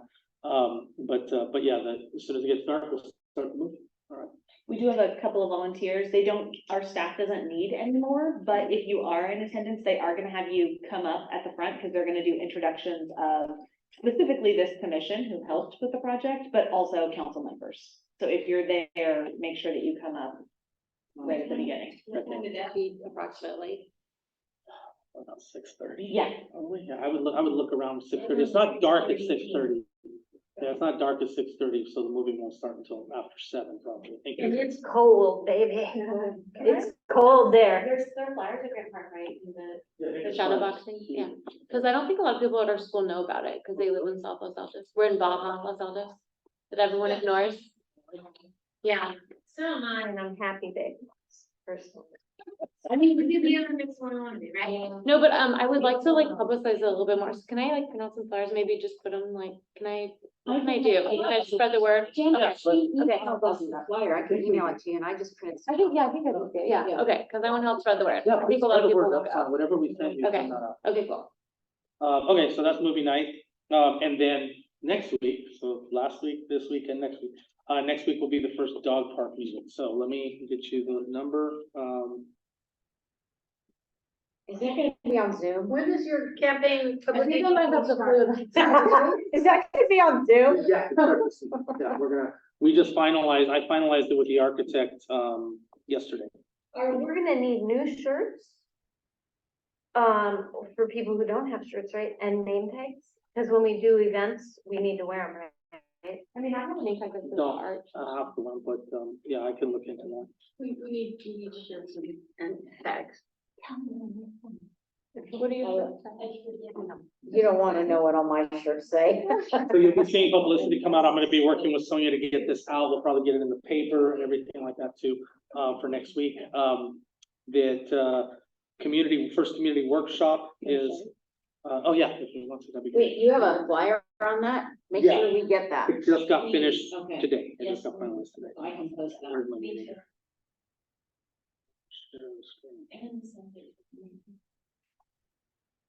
I've been telling people to come to these meetings, even if they live out of the area and they don't really care about it, because they'll learn about the process for the McKinsey Park thing.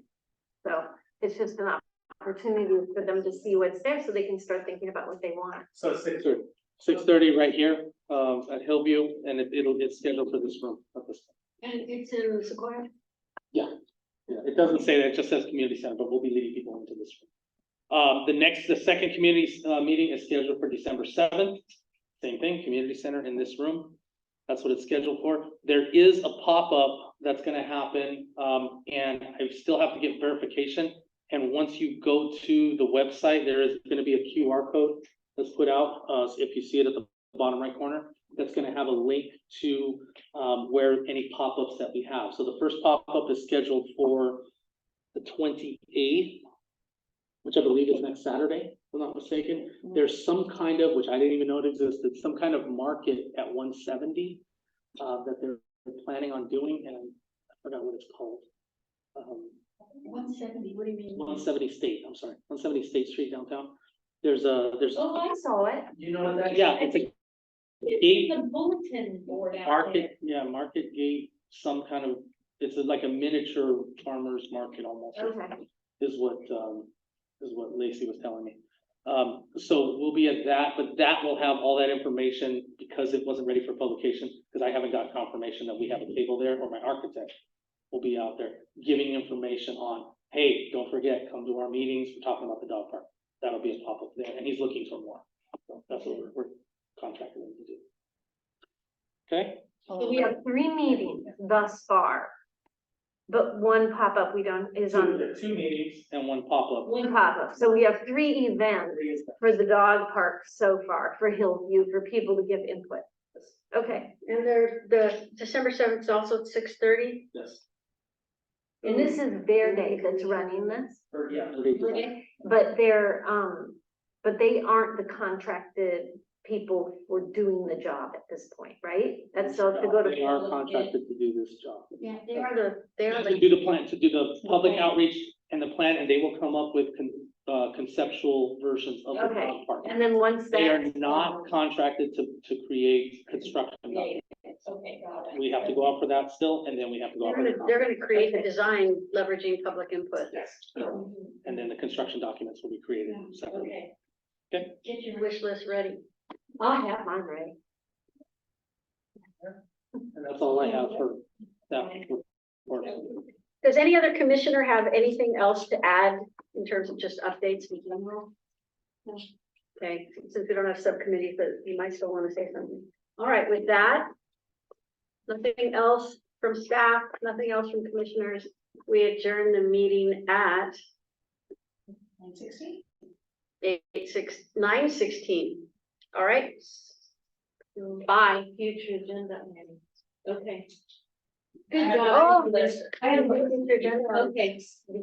Do it next time. I also go through the recording. You took. As we went along.